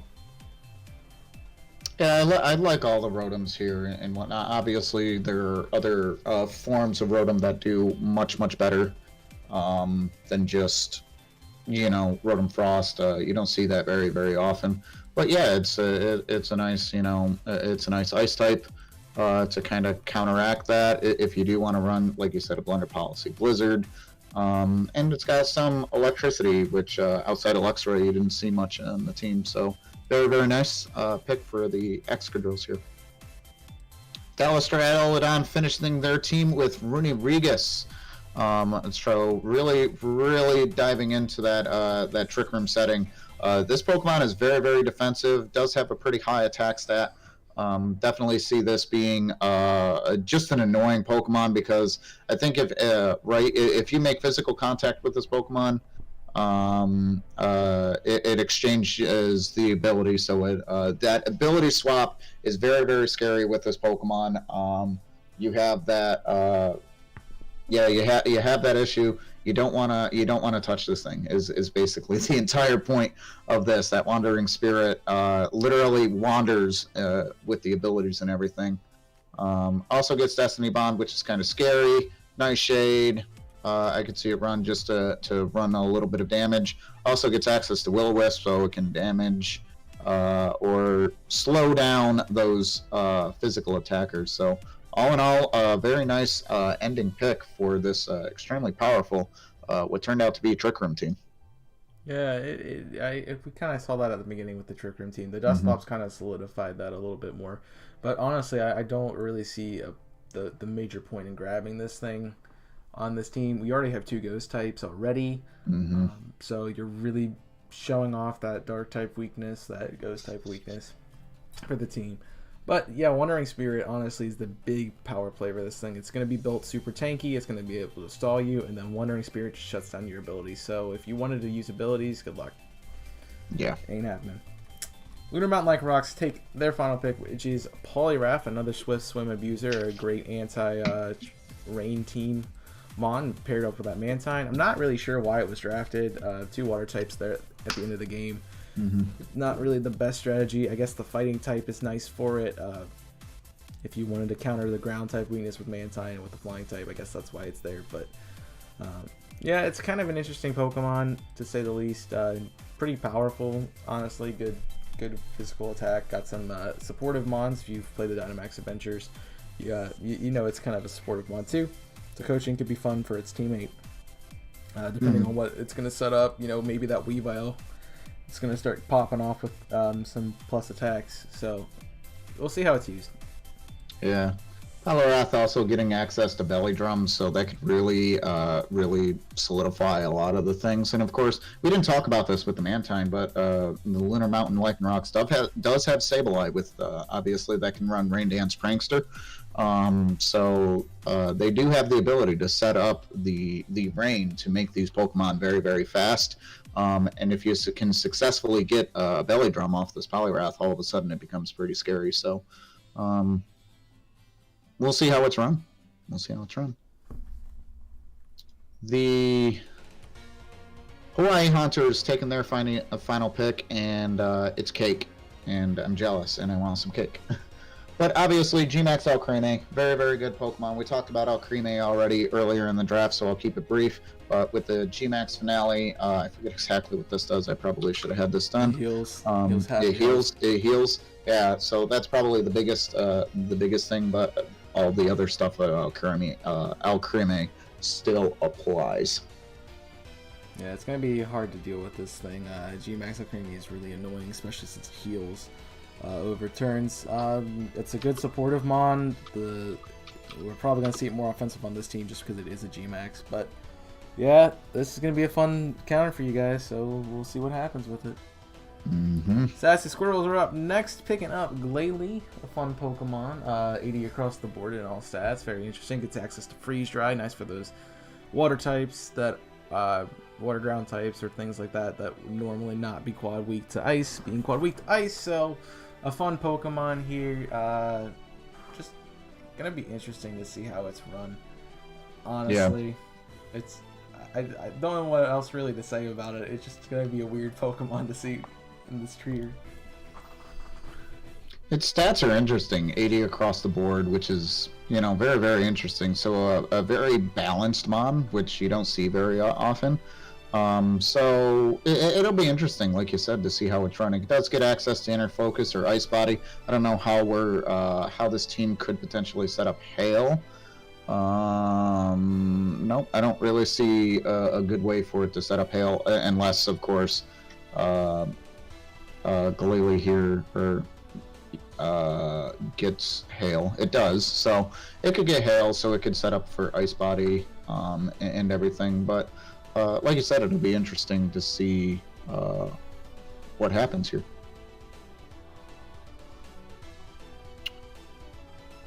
Herkimer Dreadnoughts picking up Unpheasant for their final pick. Very odd pick for the Herkimer Dreadnoughts, if I do say so myself. I don't know. A lot of people were surprised by this pick. Unpheasant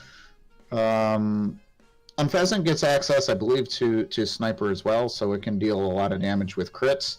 It does have a fairly decent high attack stat. So it'll be interesting to see what it has, but not too many Pokemon left in the draft at the time. And of course, we did have other teams, so a lot more Mons were unavailable than what we've talked about so far. But the team shaping up here, I believe Unpheasant does also get access to Tailwind, so it could also be run as support, and but it could also be run offensive, with try to get those crits. Yeah, Jimmy kind of covered everything I was going to talk about with this thing. I definitely see it as a good supportive Mon. The Tailwind is nice to have, and with a rather slow team, it doesn't make us rely on anything like Trick Room related, and honestly could just give this team a nice speed creep that it might need to take on some things. Mm-hmm. Taking in the final pick for the Detroit Red Wings, we are getting Glaceon. All the evolutions going in this draft, but Glaceon is a very cool Pokemon. As we've talked, evolutions have a lot of access to the supportive side of the things. They also, this one specifically gets access to Freeze Dry, so that's a nice aspect of it. 2, just gonna be honestly a pretty cool tier 4 Pokemon, and we'll see what it does. It might be brought for to help out with certain kinds of things, but cool supportive Mon or offensive Mon depending on how it's run. And getting access to that triple axle as well, new move in the Isle of Armor, which is really, really cool. So we'll see. We'll see how it does. It also gets access to Hail, so it could set the Hail if it really wanted to. I don't know if that's the way you'll run it, but you never know. But does benefit a lot from Hail, Snow Cloak or Ice Body. Otherwise, its ability is relatively useless. All right, so that ended the round. So now just a kind of turnaround for those who did miss their picks. Starting with the Hilly Uptails, picking up Cherim, really solidifying that, yes, this is indeed a Sun team. I don't know what else I can really say about that, but this Pokemon does much better, as my understanding, in the Sun, at changing form to its very happy form instead of like its hiding, and yeah, I don't really know what else to say about that. I'm not a big fan of this pick, mostly because you already have Leafeon and Venusaur, who both kind of outclass Cherim in several different ways. We'll see what it's used for. I don't really expect it to be brought that often. It kind of feels like I just needed to fill out my last spot on the team, and here's a tier 4 one that might actually fit. So yeah, we'll see how it runs. And we have the last pick of the draft, which is the Sassy Squirtles, picking up Behem, aka Evolved Purple Cliff. We'll see what happens with it.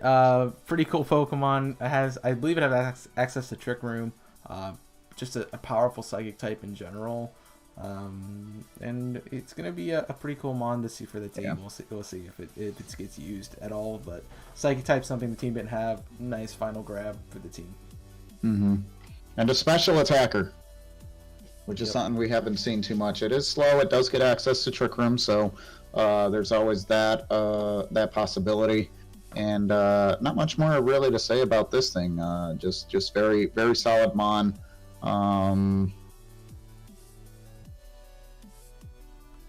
It could also be very useful outside of Trick Room with a hidden ability Analytic. I've used this before. Attack power increases by 30% if the Pokemon is the last to run. And it is already a slow Pokemon, and as long as it can survive most of that, it's gonna do a lot of damage. So it's good stuff. And that, friends, concludes our draft for season 5. We hope you guys have enjoyed hanging out with us here. Feel free to let us know what your favorite team is. Obviously, a lot of the coaches are the people who have been in the chat and been joining us. So if your team is not your favorite, we need to have a conversation after this. So please DM me. But I think we got a lot of really cool teams, some nice power coming out. And yeah, so week 1 is going to start on Sunday at midnight Eastern. So that's when the season starts. Weeks are Sunday to Saturday. And yeah, so we got some cool first round matches. Week 1, you're going to see the Detroit Red Wingles take on the Herkimer Dreadnoughts. The Dallas Duraludon take on the Edmonton Excadrilles. The Sassy Squirrels take on the Lunar Mountain Mike Rocks. And the Hawaii Haunters dealing with the Heliotails. So it's going to be a very cool first week. A lot of really big matchups here. I think a lot of equal matchups, to be fair. So this is going to be a fun week, first week, just to see how the team kind of fits together a little bit, and a good test for each coach starting off the season.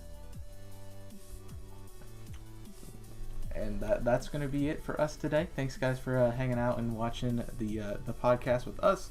Of course, you can go check out Jimmy and Tui. They are both really cool guys. We all work together on the Invisible Corporation, so go check us out there. Jimmy also is going to be, I believe Jimmy and myself are doing uploads of these videos, so if you want to check out our content for more updates on the PDL, especially our battles, go subscribe to us and check it out. The stuff. Tui's not battling this season, but he would be doing the same thing. So yeah, I don't really have much else to say. Jimmy, any final thoughts before we close off today? No, I'm super excited. Yeah, I'm just super excited and whatnot. We just got to get through the holiday, and I'm excited to be here. I can't wait with the coaches, and I do thank you for also allowing me to be here on the console. Yep. It was a lot of fun. A lot of thanks to our council members and our commissioner for doing a lot of the behind the scenes work. I've built this league from scratch with a lot of input from these two guys. So hopefully it's going to be a fun season. We'll see. First time doubles, first time in game. So blame Jimmy for those. And we'll see how that all shakes out. But week 1 does start on Sunday. Good luck to our coaches. We hope you guys have a great season, and we hope you guys enjoy everything going on with the PDL. For more ways to stay connected with us, make sure you subscribe here to this channel. Subscribe to our other coaches if they are uploading. Even if they're not uploading, just good to support them in general. And you can definitely follow my Twitter, join my Discord server.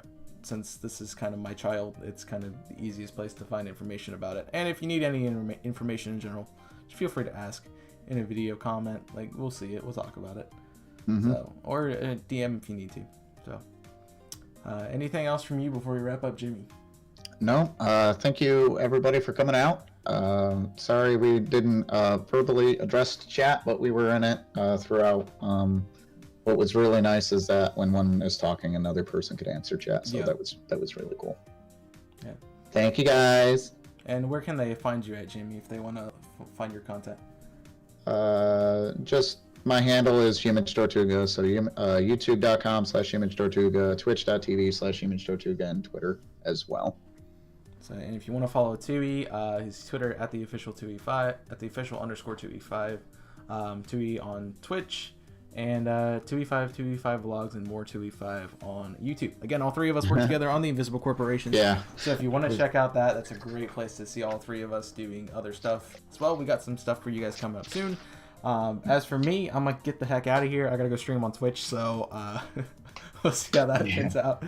But thank you guys for all your support. Without you guys, our coaches, the interest in general, this season would not be possible. So again, if you want to pick up some merch, there's a link to our merch store in the description down below. All profits will go to future seasons of the PDL, and potentially into a prize pool.